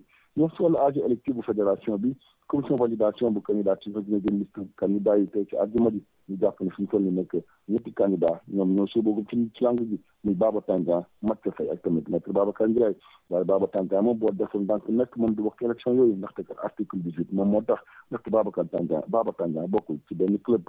ñu jeexal ko wàllu lamb ak diggante Siteu ak Zarko ñu bëri nag àjjuma bële gaañu àjjuma bëri ñu génn te tamit ki nga xam ne moo nekk nag Siteu daal di koy daan ndam loo xam ne kat Zarko daf ko contesté moom kat bëgg na jël affaire bi yóbbu ko ci commission de discipline bu CNG mu nekkoon El Hadji Malick Ndiaye fii ci Dakar pour African Time.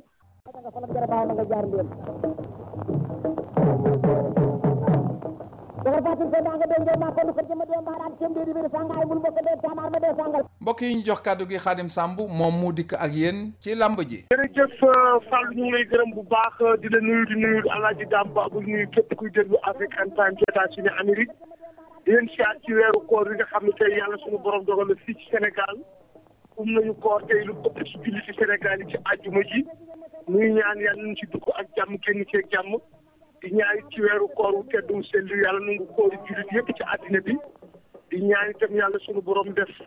ci sutura ak jàmm def ci jabar geeg alal ji xam nga ni génn nañ ci weekendu lamb bu amoon solo ci diggante ñaari mbër yoo xam ne yii kenn ki moo jiitu morom bi nag xam nga ni diggante Siteu ak Zarko combat la boo xam ni lim Nicolas moo ko duggoon mu nekk combat boo xam ni Sénégal xaar nañ ko juróom-benni weer ndax bi ñu génnee ci loolu mu duggoon rek la ko taxawal tudde ko nag artiste bu mag muy Coumba Gawlo Seck di koo xam ne woy na presque 35 ans jëm 40 ans ci musique di nit ku ñu xam ci social moom la tuddoon bés boobu mu nekk bés boo xam ni mën nañu wax ni juróom-benni ambassadeur ci sous-région bi ñëwoon nañu ak bitim réew ndax xam nga ni ambassade Allemagne ñëwoon na ak États-Unis ak ambassade Canada ak Italie waaye fi nga xam ne mooy Espagne yeble woon na ak Niger ñu àndandoo ak gouvernement Sénégal sargal ko ndax xam nga ni musique naam jàpp nañ ne solo waaye musique bu ànd ak social ak di bind ay poème yoo xam ne nit ñi dañ ci mën a jariñoo lu am solo la. bés boobu nag lamb ji bari woon coow ndax xam nga ne bi ñu baree def signature contrat yi xeex amoon na ci ba am ñu ci gaañu woon ci biir bëre bi nag coow laa ngi ne kuro fii may wax ak yow nit ñi nee nañu Siteu moo jëkk a daanu Sarko daan na ko ndax amoon na 4 appuis am nañu wax ni jël bu njëkk ba boobu arbitre war na ko homologué parce que fa nga xam ni fa la Sarko daan Siteu arbitre bañ ko ba fa Siteu daanee Sarko arbitre da koo nungu loolu nag coow la ki nga xam ne mooy Sarko àndoon na ak waa Grand Yoff mbooloo def li nga xam ni lii mooy recours boobu nag ñu ngi xaar fii ak semaine bi jeex ba xam fu war ne di mujj ki bët waaye daal combat la boo xam ni mooy combat bi nga xam ni moom la ñu bëree bëri ci démb ci àjjuma ji bis ni tey ci stade Demba Diop mu nekkan stade bi feesoon na dell ci wàllu ni mu fees yi diggante si toog Sarko mën nañ wax ni ca mbay gi ak Double Less wala ca Manga ak ki nga xam ni mooy Double Less wala Moustapha Guèye wala Yékini ca la gëj a feese feesoon na dell nit ñi bari woon nañu dugg ci jàmm génn ci jàmm bi ñu génn nag àddukaal tey seen traite taxawoon na ndax xam nga ne Sicap gox la boo xam ni bii du quartier flottant waaye nag ki nga xam ne mooy commissaire central bi Abdoulaye Diop taxaw na kéemtulaay kàttanam bu nga ñaari mbëri ba kenn ku ci nekk kii dugg na fi nga xam ni fii mooy jàmm gën jag saaw ki ci des dugg na fi nga xam ni fii mooy Grand Yoff ñuy wax ni combat la boo xam ni bii daal combat bu amoon solo la arbitre bi nag li mu homologué mooy Siteu daan na Sarko ci site bu mujj bi moom la arbitre homologué ndax arbitre si mooy maître de terrain léegi nag ginnaaw boo xamante ni yàlla suturaal nañu ba ñu ori ak jàmm ñetti combat moo fi des ñetti journée fi des waaye bi ci gën a wér mooy Serigne Modou am na date bu mu jël bi ci des itam ki nga xam ne kii mooy Luc Nicolas moo ko jël bi ci des mooy combat bi nga xam ne mooy diggante Bombardier ak ki nga xam ne kii mooy Modou Lo bu fekkee dina am loolu daal mooy li nga xam ne ni moom la ñuy dégg mën ñuy balu ñëpp àq di bal ñëpp àq di ndokkeel nag ñi nga xam ne ñooy seetaan émission bu mag boobu nga xam ne mooy caxabal dama di ko def ci télévision nationale RTS 1 ñu ngi balu ñëpp àq di bal ñëpp àq di ñaan képp koo xam ne sénégalais nga wala ngay sénégalais bu nekk États-Unis rawatina nag foofu ci New York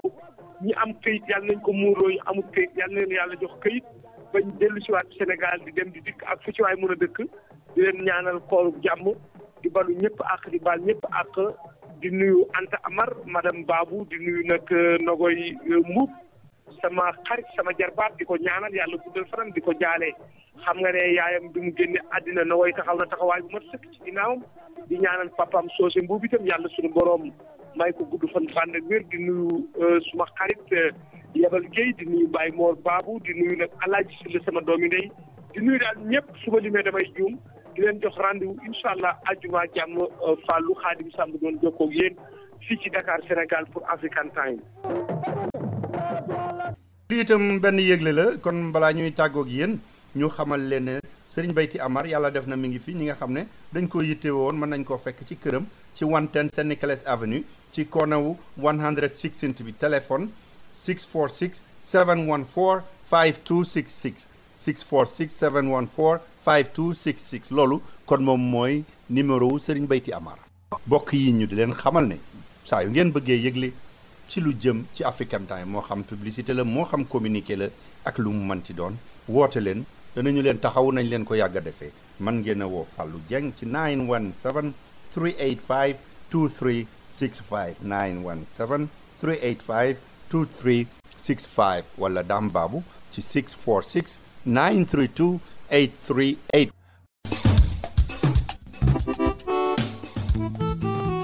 jërë ngeen jëf mbokk yi ci jokko bi ak rajo African Time lii nag mooy li fi dikkoon ci ay xibaar te nu mënoon leen ko jottali kon nag Ousmane Lo ak Fallou Dieng ak ñi nu àndaloon ci njiital Dame Babou ñoo leen di tàggu di leen balu ak te di leen ñaanal jàmm ak xéewal tey sàkku ci yéen ngeen ñaanal nu jàmm di leen tàggu tey ba beneen ajuma dikkati ak jàmm.